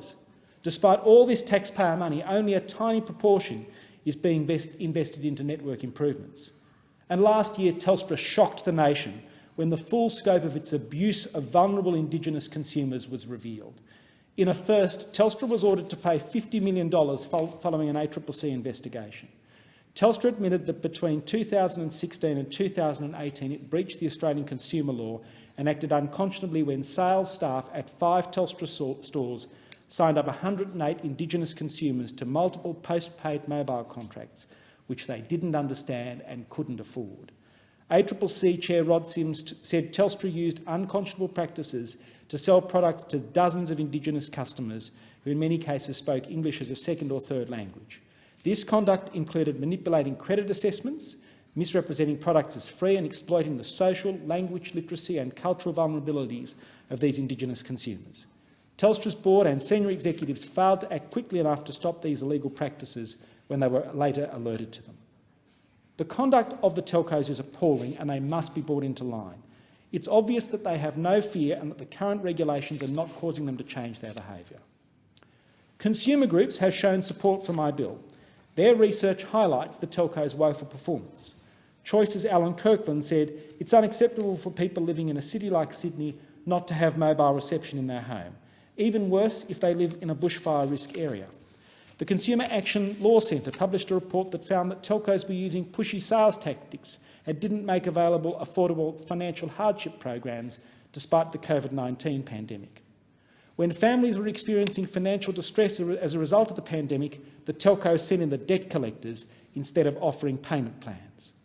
The Consumer Policy Research Centre published a sector scorecard which looked at mortgage providers, credit providers, rental providers, insurers, energy providers and telcos and compared their performance. Telcos came equal last with credit providers when it came to supporting consumers during COVID, and they were last by far for offering assistance and support for consumers. They came second last for offering helpful advice and customer service, and this won't surprise anyone who's had to try and call their telco. On customer service, they were worse as the pandemic progressed. Possibly most concerning, though, is that telcos came dead last, scoring a woeful 2.8 out of 10 for providing accessible and positive user experiences. Alan Fells, the former chair of the Australian Competition and Consumer Commission, also supports my bill, saying more needs to be done. He said, for many years the telco industry has failed to make access to mobile phone services universally available, even in a number of suburbs. Yet such access is an essential service and vital in emergencies. After waiting so long, it is clear that the only solution is legislation backed by sanctions compelling it, he said. They were the words of the former head of the ACCC. Deputy Speaker, I say when the banks needed to do better, we brought in the Banking Executive Accountability Regime. The telcos are next. I thank the member for his contribution. The time for the grievance debate has expired. The debate is interrupted in accordance with Standing Order 192B. The debate is adjourned and the resumption of the debate will be made an order of the day for the next sitting. I call the member for Bennelong. Bennelong. And I move that the Federation Chamber do now adjourn. I call the member for Bean. I second the motion. The question is that the motion be agreed to. All of those of that opinion say aye. Aye. Against, no. I think the ayes have it. The Federation Chamber stands adjourned until 10 a.m. tomorrow.